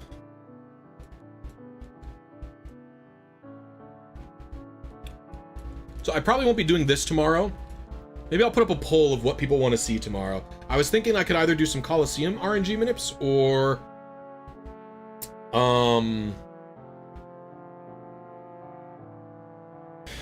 something else. I don't know. Yeah, I was thinking Coliseum or showcasing some of my Emerald. Oh, I could do Bookshelf Mew. I could look into Bookshelf Mew. Alright, that's Timid. Alright, we have 154, 116. Ooh, 78 defense.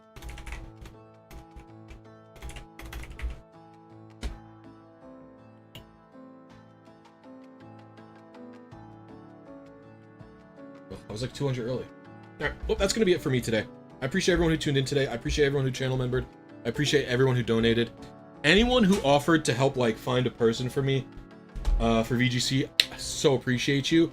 They can reach out to me at Blisy on Discord. They can also DM me on Twitter. My Twitter is, at